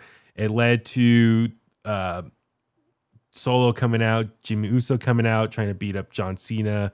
AJ Styles comes out. So it looks like the next thing is Solo, Jimmy tagging up against AJ versus John Cena, which I feel like that could be the short-term program for SmackDown to fill time, or kill time, I should say, until Roman comes back for his next match in Saudi Arabia, which I anticipate could be AJ Styles. So are you cool with that short-term feud going? Yeah, I'm good with that. It's not a horrible idea. It's not ideal, right? I feel like I feel like I would much rather see Jimmy Uso. I'd rather see Jimmy Uso and AJ Styles, in a one-on-one singles program, going back and forth. Which would obviously, that would be the way you land AJ Styles championship opportunity with Roman, is him beating the hell out of Jimmy Uso. You know what I mean? But I know that you got to do something with John Cena so it works.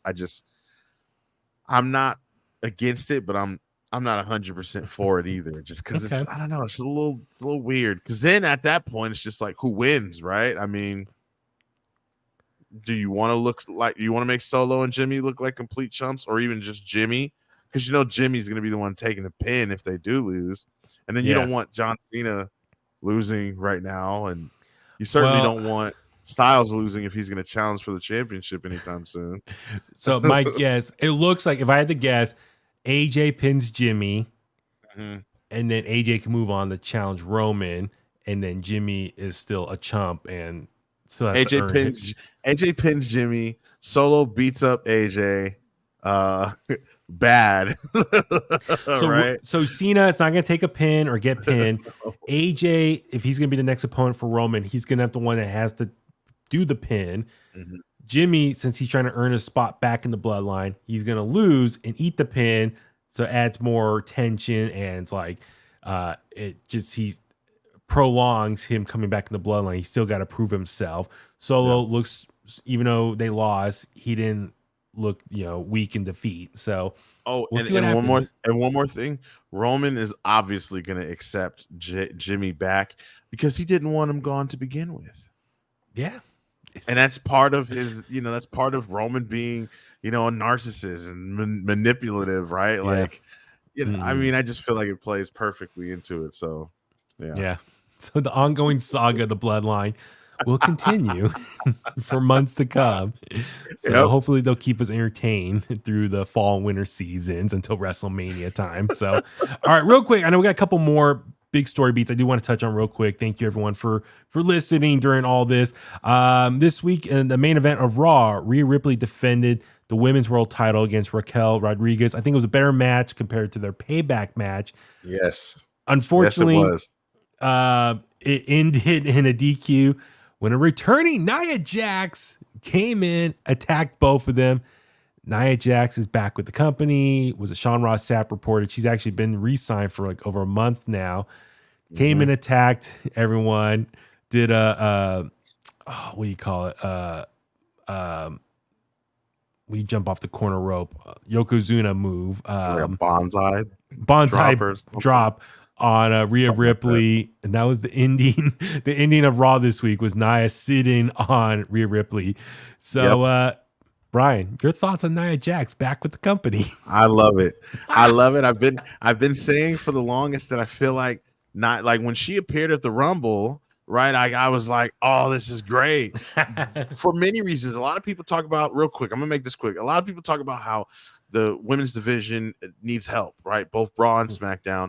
One of the biggest issues in the women's division is that there's not enough like heels for the baby faces, right? I mean, you got Rhea Ripley right now who's killing it. You can argue and say Io Sky is obviously a heel, right? But she's like not, you know what I mean? Like Asuka was also the heel too, but like you don't have any threats either whether you're a heel or a babyface. I feel like it's a little weird that because Rhea Ripley is a heel, and I don't see Nia Jax being a babyface at all. No. But at the same time, later down the road, you need someone like Nia Jax to put over a Candice LeRae or to put over a Tegan Knox, or something like that. Like she's someone who Indy Hartwell, she's been champion before. Nia Jax isn't a scrub, right? And I know a lot of people can argue about the safety and all of that, but hey, come on. Well, I hope she did improve, and I mean, a lot of those incidents were a couple years ago, so hopefully she's improved in some time. I don't know how much she's worked on her craft. She said away from the company. She said that she's been training with Natty and TJ. And she does look great. Yeah, she said at first it was just like a workout thing because she was working on her weight loss, but she said it ended up getting her wanting to be back in the ring, again with WWE. So she looks great. Like you said, it looks like she's slimmed down, and that's great for her. And kudos to her on the weight loss. That's awesome. And then you're right. I think for her at this point in her career, she fills a role that WWE desperately needs right now, is a big monster heel to help start putting over some of this younger talent or baby faces moving forward to potentially build up future opponents for Rhea Ripley. So I can see Nia Jax versus Raquel could be the first challenge for the two of them, or the first. That could be Nia's first opponent. And then after, she can work with, Candice LeRae, as you said, Indy Hartwell, Tegan Knox. I know a lot of people are like, well, why bring back her, but you're not using other women on the roster sitting back there? Well, a lot of them are baby faces, and you got to start building them up, but you got to give them strong heels to beat. And you don't want to feed everybody to Rhea Ripley right now, because the way I see it, Rhea Ripley's not losing that title before WrestleMania. She's not. No, I don't see it happening. So they had her take my queen down, to get to this point. She's not losing the title. No. Yeah. So I'm all for Nia Jax being back if that's going to help the women's roster as far as her role as being a monster heel and start putting over other people. Because she does have the credibility and the accomplishments to be a legit threat. So we'll see how it goes. And as you mentioned, Rhea Ripley, she's not losing that title anytime soon.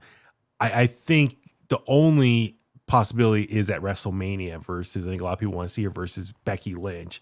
So, but even then, if it's Becky versus Rhea, I don't see necessarily Becky winning that title there versus Rhea. I think Rhea can still maintain a long title reign. With Becky Lynch, though, I mean, who knows if that's even an option. Right now, she's pretty busy being NXT Women's Champion, which is a perfect segue right there, Brian. Yes. Let's talk about this week. NXT, Tiffany Stratton versus Becky Lynch, the main event. Tiffany Stratton was also thriving NXT. Yeah. Defending the NXT Women's Championship against Becky Lynch. This started last month, I want to say, right, when Tiffany was cutting a promo and listing off all the other previous NXT Women's Champion that she thinks she's better than.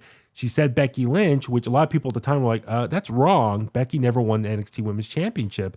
And it jumped to Payback. Tiffany was there ringside during the Becky Lynch, Trish Stratus steel cage match.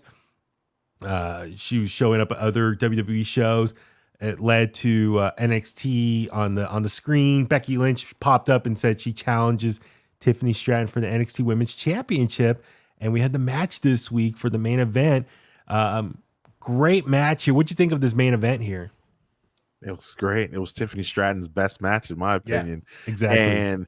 And I'm very, very proud to be a fan of Tiffany Stratton and to have watched her pretty much all of her matches in NXT. And, you know, she looked great. Becky Lynch even looked, I mean, I know she's had like a rough time with Trish, you know, over these last few months and all, you know, but she looked like she was into it and, you know, hitting all her points too, and it was a really good match. I was enjoying it. Yeah, no, I'm with you. It's Tiffany's probably best match in WWE so far. Becky, I saw some clips on Twitter. You could tell was really coaching her in the ring and helping out with certain spots. So she was a great ring general in this particular match here. And then, Becky Lynch picked up the win. She is now the new NXT Women's Champion, and a lot of backlash online, though. A lot of people were reacting. A lot of people were upset to see that Tiffany Stratton already lost the title after a couple months as women's champion. What do you think about Becky Lynch winning and beating Tiffany Stratton? It's the way to go. It's the one title that Becky Lynch hasn't won. Yes. And I think they said that they peaked at over 1 million viewers during that match towards the end. That's a W for Tiffany Stratton. I mean, Becky Lynch has been there. She's not new to that. But also, it continues to elevate the brand. NXT. Yes. That match was promoted heavily on last week's episode of Raw, or this past week's episode of Raw. Heavy. It got, I mean, they had a backstage segment. They segued into Michael Cole talking about it. I mean, and if everybody remembers what Nick Khan said about how he wanted to make NXT a third brand, and whether people agree that it, or agree or disagree whether it was a third brand already before, you know, whatever, right? But they want to make NXT that third brand, and they kind of just want it to be Raw, SmackDown, NXT. And the way you do that is you got to mix, and you got to have people mixing and floating and going over to there. It can't be, even though it is developmental, can't be looked at like you can't have your main stars scared to go over there. You know what I mean? And you can't have you can't keep your NXT stars away from Raw and SmackDown either. They gotta mix, they gotta mesh. So I'm enjoying it. I know people are mad that Becky's the NXT Women's Champion, but when she shows up on Raw, with who better to show up with the NXT Women's Championship on Raw than Becky Lynch? Yeah, I agree with you 100%. As far as Becky Lynch winning the NXT Women's Championship, that was the right call. I know a lot of people are pissed off saying you had an opportunity to make a brand new star in Tiffany Stratton getting a win over Becky Lynch. It seems very short-sighted. Nuh-uh. No, listen, hear me out. This is WWE. This is a business. One, Tiffany Stratton's not going to beat Becky Lynch on a random episode of NXT on a Tuesday night. All right. Also, this, even though it seems short-sighted, this match was all about Becky Lynch and her career and setting her up as one of the all-time greats of all time for the women's division. With Becky Lynch, that's the one thing she has not accomplished in WWE was winning the NXT Women's Championship. She's accomplished everything else. She's won the Raw Women's Championship, the SmackDown Women's Championship. She's main evented a WrestleMania. She won a Royal Rumble. The one accomplishment she has not done was win the NXT Women's Championship. She has now accomplished that. She is now the last of the 4 horsewomen to win all the gold in WWE. She is now the last of the 4 horsewomen to be a Grand Slam champion. It's all about her and just solidifying her career, her legacy within that company. She's now in the conversation of one of the all-time greats. And also, from a business standpoint, it's a great move. From what you said, talk about ratings, which I'll talk about in a second, but also merchandise. They can make new action figures with Becky Lynch with the NXT title. They can make merchandise, t-shirts, calling her Grand Slam Becky Lynch or Grand Slam Bex or whatever play on words they want to have with that. Also, she's going to do a lot of press now as NXT Women's Champion. That's going to bring more eyeballs back to NXT. She can bring that title to Raw. Get people talking, oh, she's the NXT Women's Champion. Give them a reason to turn to NXT. As you mentioned, it had an 8-minute overrun for that main event, which got over 1 million views. So for Tiffany Stratton, this was the most people watching one match of hers. So it's a great move for Tiffany Stratton. And here's the thing. Realistically, Tiffany Stratton, she is still very new to this industry, to WWE. Becky Lynch, she's one of the all-time greats already. She's been there a long time. On paper, it does not make sense for Tiffany Stratton, a rookie more or less, to beat one of the all-time greats right now. Like I said, why are you going to let Tiffany Stratton beat Becky Lynch on a random Tuesday night?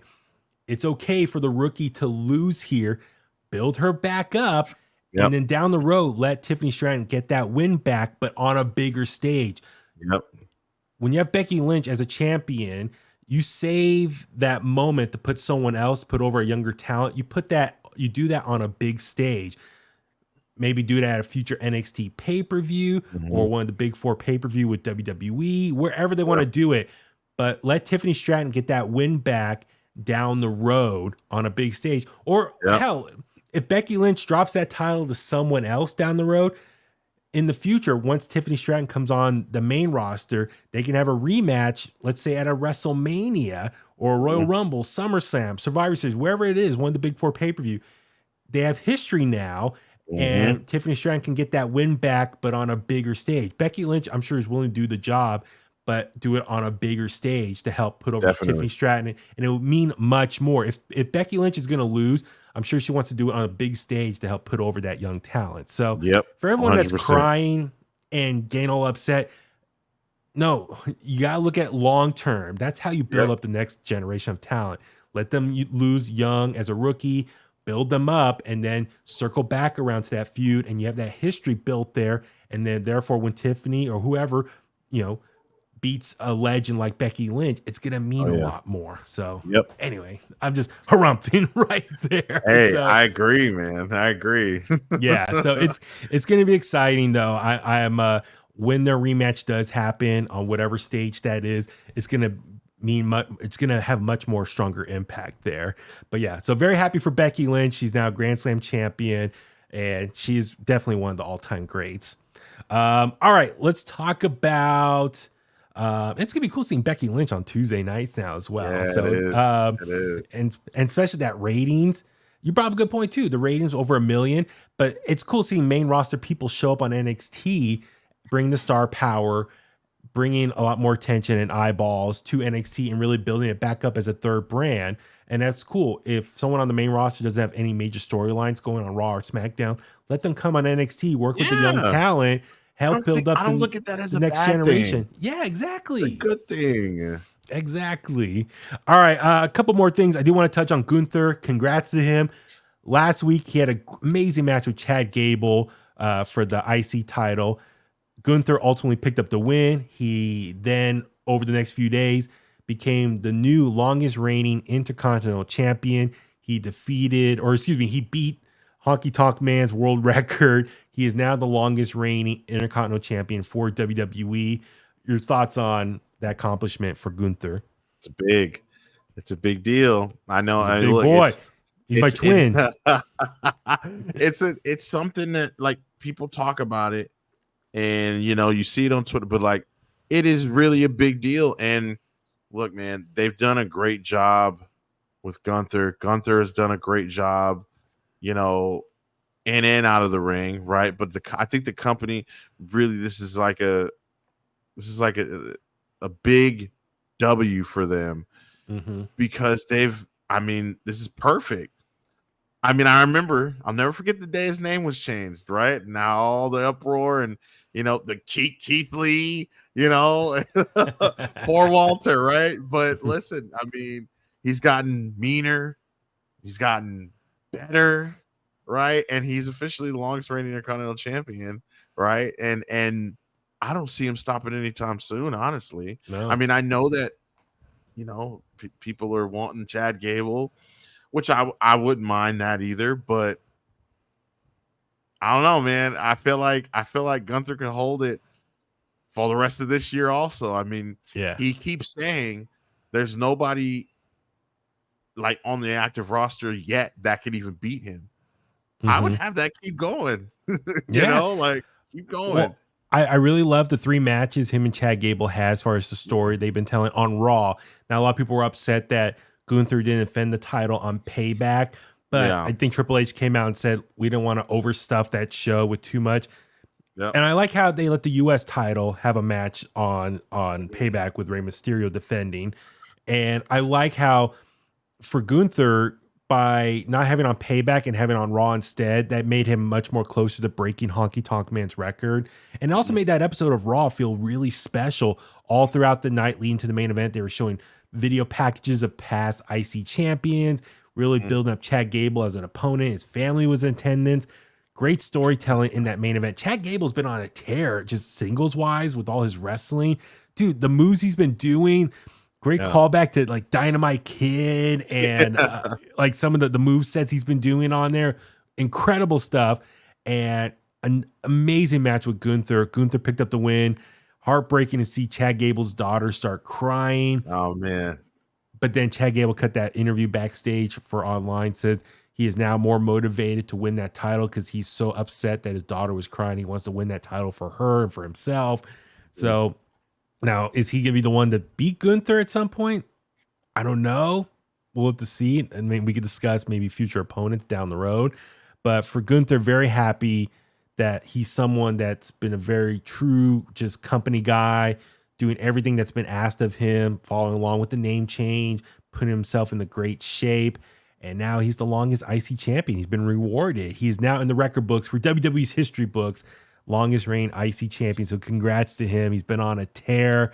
He's one of my favorites, if not favorite guy to watch wrestle right now for WWE. It's awesome. Great stuff there. So looking forward to see what they do next with him. You real quick, you want to know why I don't think Chad Gable should win the Intercontinental title? Is because it'll be a great moment, but then what do you do afterwards? Not to say Chad Gable's not capable of being that guy or the guy, but Gunther's elevated this championship up to being like extremely prestigious, right? As it should be. And I just feel like Chad Gable, he's so valuable to the company as is, right? Like Alpha Academy next to Otis with Maxine. They've done a hell of a job, like becoming this group, elevating Alpha Academy, the shoes. And I know he cut that promo right for socials where he was just talking about like forgetting the shoes and all of that. But realistically, I don't think business wise that's a very good business decision in the long run, right? I know Chad Gable's capable, but if you really look at it, I don't know if it's a good decision to have Chad Gable beat Gunther, because then he's going to have to live up to the he's going to have to live up to what Gunther is. Not saying he's not capable, but that's got that you have to drop Otis. You have to drop the whole thing, I feel like. Well, I get what you're saying. I've definitely loved seeing Chad become a little more serious and just focus on his wrestling. and focusing on his Olympic background. And they've really been playing up on that. And he's becoming this amazing, fun, technical wrestler again to watch in the ring. And I'm with you. A smaller baby face, the chase for the title is always more impactful than actually winning it. I'm with you. How many times it's always been better storytelling seeing the baby face on the chase than winning having a long title reign. I could see if he does win the IC title in the future, make it a short title reign and have another heel take it off him quickly. If he has it for a month or two, fine. If we love seeing the babyface on the chase and then finally accomplishing that goal. But then I'm with you. After that, what do you do after that? Look at Sami Zayn, Kevin Owens on the chase to win those tag titles. Then when they had the tag titles, it was kind of lackluster of a title run. I hate to say it, but yeah. So I'm with you there. I agree there. If Chad does win it eventually, make it a short title reign, have another heel take it off him, and then go from there. Then let Gunther move on to the world title picture at some point. So we'll see. We'll see how it goes. All right. I know we're running long here. I'm going to cut a couple things out. Two things real quick. Shinsuke Nakamura versus Seth Rollins. Payback. Great main event here. Seth retained the WWE World Heavyweight Championship. The following episode of Raw, he's all beat up. Seth challenges Shinsuke for another match because he got beat up by Shinsuke when they went off the air at Payback, and he was pissed off. He wanted a match. Shinsuke come out and said, no, we're going to do this on my time. A lot of people are scratching their head. That seems kind of dumb on his part. It's like, dude, your opponent, the world champion, is beat up. His back is broken. Go ahead. And he's challenging for a match. Go out there and beat him when he's vulnerable. But no. And then this week on Raw, same thing. Seth wanted to fight and said Shinsuke beat up Ricochet backstage. So, Brian, can you make sense of Shinsuke Nakamura's strategy here, not going after Seth? So I really thought about this, and the way that I see it, it seems like Shinsuke doesn't want to just hurry up and accept Seth Rollins' challenge, right? I think he's saying my terms. We're going to do this on my terms. I know that's like a very old school, like heel thing. Like, I'm going to take your title, but I'm going to do it on my terms type of thing. Right. It's usually the champion who does that though. Right. Like I'll give you a rematch, but a on heel my champion. Terms. Yeah. But I feel like Shinsuke I feel like he wants to manipulate Seth a little more. I feel like he wants to drag Seth into something that Seth may not be ready for, right? But I feel like if you're going to do that, like going in that direction would only indicate that maybe Shinsuke does have a chance and maybe he is going to beat Seth Rollins for the world championship, right? Because I feel like it would only make sense. He has the bad back. Seth not really thinking. He's just like, whatever. No, I don't care. I'm a fighting champion. I want my lick back. I'll give you a rematch. That's what you want. Fine, right? Seth doesn't have to do that, but he's hard-headed. He's not thinking. He's not thinking straight, right? And I think that's what Shinsuke is trying to indicate here. And he's trying to just lure Seth Rollins into something that maybe Seth doesn't want to or isn't even in the right state physically to be in, right? Like I feel like this is going to lead to something, maybe a challenge from Shinsuke himself. Like, oh, okay, you want to give me the rematch? All right, well, on my terms then. How about we do it like this? Because Shinsuke knows, okay, I couldn't beat him in a normal one-on-one match. Okay, maybe if I get him like this, I'll have more of a chance. Because think about it, in that whole entire match, he didn't really attack the back like he said he was going to do. He didn't really go after Seth's back as much as he should have, right? And I think Shinsuke knows that. He's aware of that, and I think he's just holding off. He's gonna beat up Seth's allies and friends, right? Like in Ricochet, he's gonna do that because he knows that that's gonna make someone like Seth be like, whatever you want, you know what I mean? And be like, all right, you know what? Whatever you want. Come on, fine. You know, it'll make Seth just agree to anything. You just said something right there, very much like a villain in a superhero movie where you test a superhero's morals. Yeah. Like for example, Spider-Man, I forgot which one it was, but the bad guy knew Spider-Man cares about saving people, so he had a bunch of victims and made he had a bunch of victims, in a terrible situation. So he made Spider-Man choose to give up fighting him to go save the people. I think it was the first Spider-Man. Yeah. I think so. Yeah, with Green Goblin. So like all the people were falling off the bridge. So he made him choose: do you keep fighting me or do you save these people? So he made Spider-Man had to give up fighting Green Goblin to save the people, and then Green Goblin was able to go off and do more bad things. So same thing with Shinsuke here. It's like, okay, beat up Seth Rollins' friends. So he has a moral dilemma in that situation. It's like, okay, like he's going to beat down Seth Rollins mentally to a point where it's like, do you want me to keep beating up your friends or you're going to do what I say on my terms? Even in a sense, like, do you want me to keep, because he can keep sneak attacking him. Like, you'll never get me one-on-one. I'll be right there when you least expect it. You know? Okay. I feel like that helps Shinsuke, and in a rematch too, it'll make it more believable. Like, oh wow, okay. Because if you just do the rematch, it kind of doesn't make any sense because it's just like you lost, right? Yeah. So yeah, I just feel like it's something that fans gotta hold on. We just gotta let it cook up. Shinsuke, he's just now doing this whole character change, and I feel like it'll work out for him. You gotta let him work with it. I'm glad you brought that up. I feel like his character work over the last month has been great. It's even though it's a heel, it's been great. I know the heel turn was very sudden over a month ago. Just attacked Seth Rollins out of nowhere. I wish that it would have built him up more with some wins and then do the heel turn. But once he did the heel turn and then the video packages they were doing for him, like these pre-recorded segments, talking to the camera, talking to Seth Rollins, were great.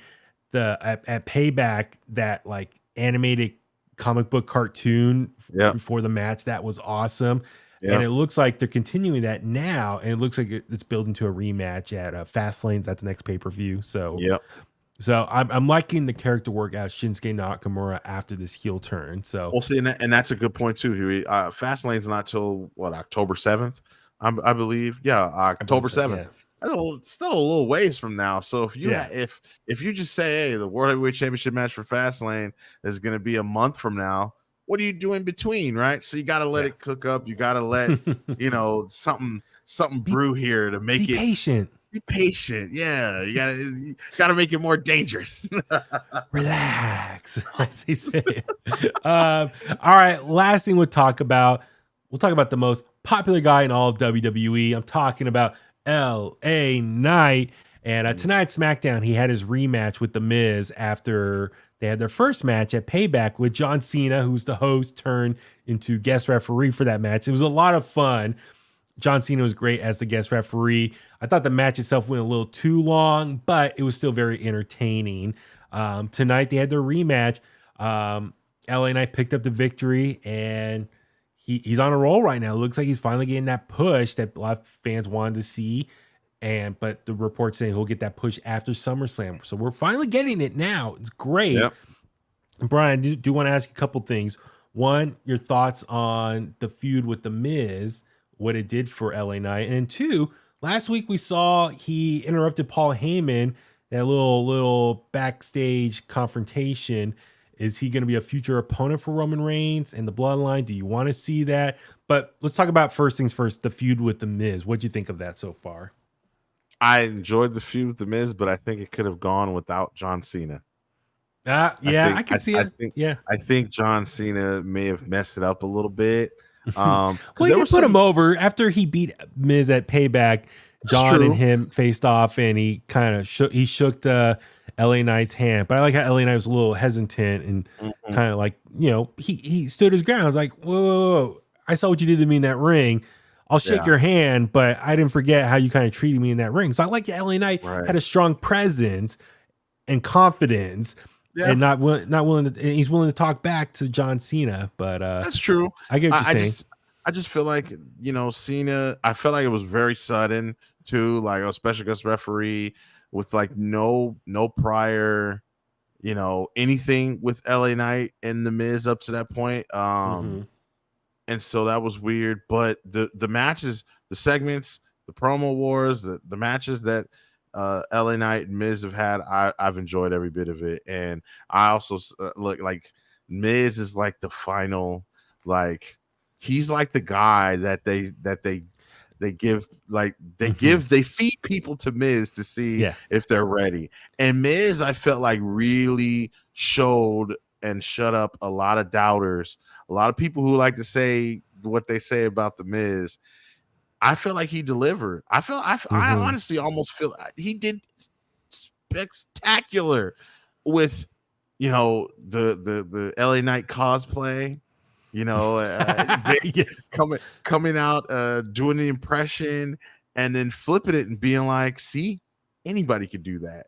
Right. And the catchphrase that, MIZ, him doing that. I really liked it, man. It really shows you why he's still in the WWE, why he, right. Cause I mean, he's not like the super workhorse type guy, but he's a WWE superstar. It shows you what happens when you're seasoned and when you spend so much time, especially when he was coming up around a lot of greats. Right. But, I don't know why I say this. I'm surprised. I shouldn't be. I don't think anyone should be surprised because the Miz is really good at what he does.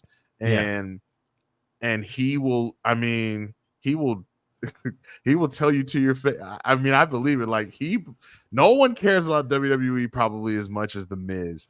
I think actively, and everyone, like, he not only cares, like, he cares about the business, he cares about WWE, man. He wanted to be, I mean, we all know the Miz's story, right? So I think he was a perfect person to have LA Knight go up against.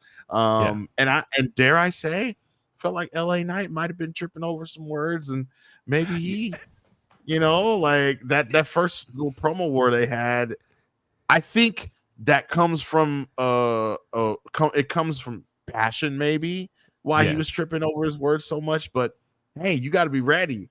You got to leave the emotions in the locker room, and you got to go out there. You got to perform, right? I don't know.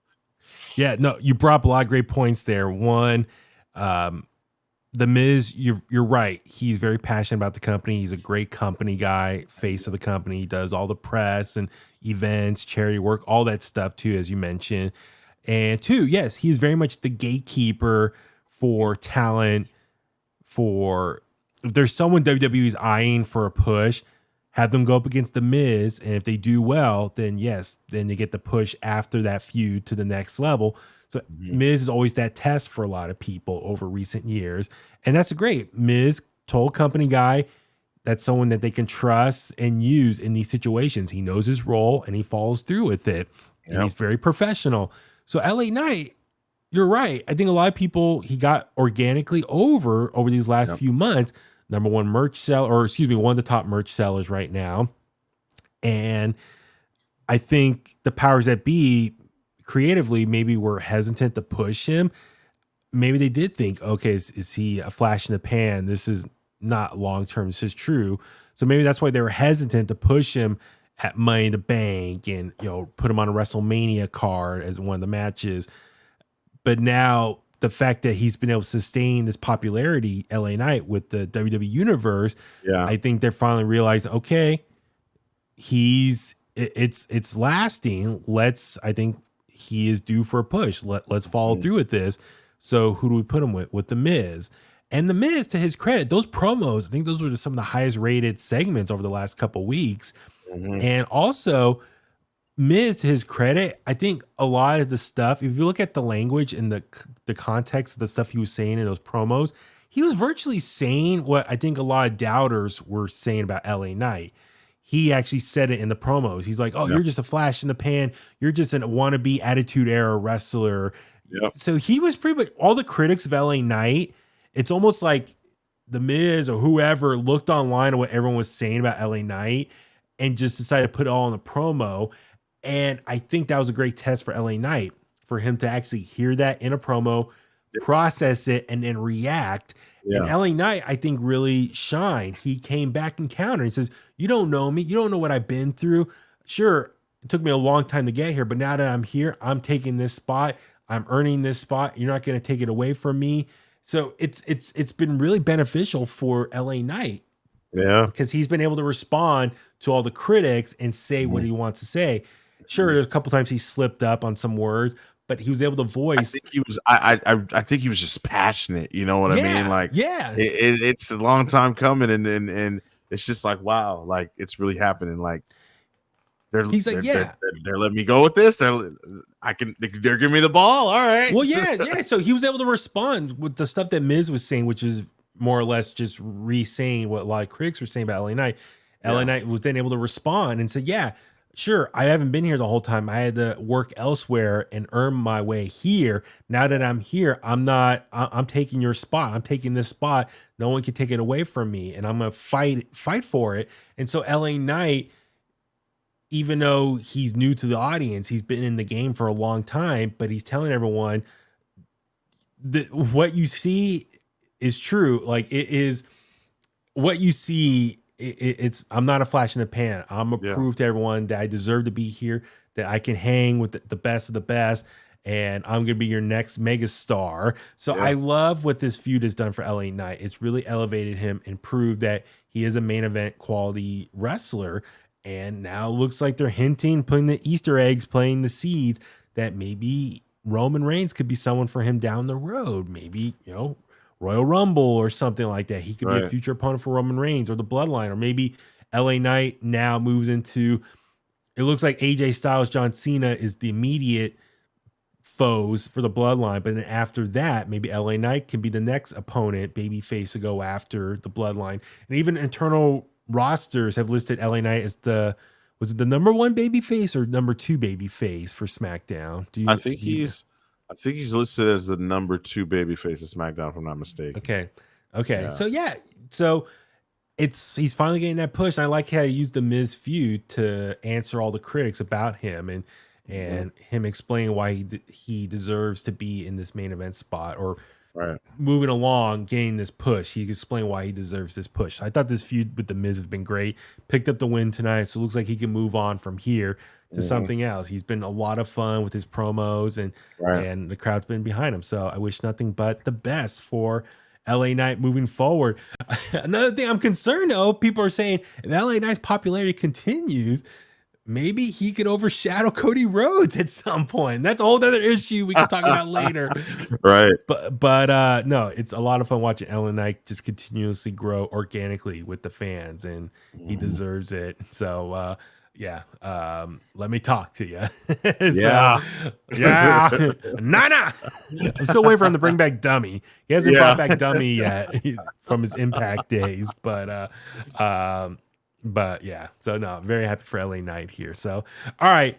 I know it's been a very long-winded episode. Thank you for everyone for listening all the way through. There was so much we need to catch up on from the last couple of weeks. So thank you, Brian, for lasting as well. Of course. On that note, let's start wrapping things up. Brian, tell the Kliqsters where they can find you. Kliqsters, you guys can find me at BrianTronic on Twitter and Instagram. Really everywhere. Everywhere I'm BrianTronic, so also on Twitch, right? As well. Yeah. Twitch, YouTube, Twitter, Instagram, everywhere. Absolutely. Threads. Threads. I know. I need to get back on Threads. I feel bad. Like, I haven't posted on there in a while either, but every now and then I go on there and people still using this. All right, cool. Really? Okay. Yeah. I need to check it out. It's been a minute. So, but yes, I'm Baby Huey. Follow me on Facebook at Baby Huey Official, Twitter and Instagram at Baby Huey at Baby Huey 83. For everything else, please follow us at In The Kliq. Subscribe to In The Kliq wherever you get your podcasts at Apple Podcasts, Spotify, YouTube. If you listen to us on Apple Podcasts, please give us a 5-star rating, leave a review there. If you watch us on YouTube, please hit that subscribe button.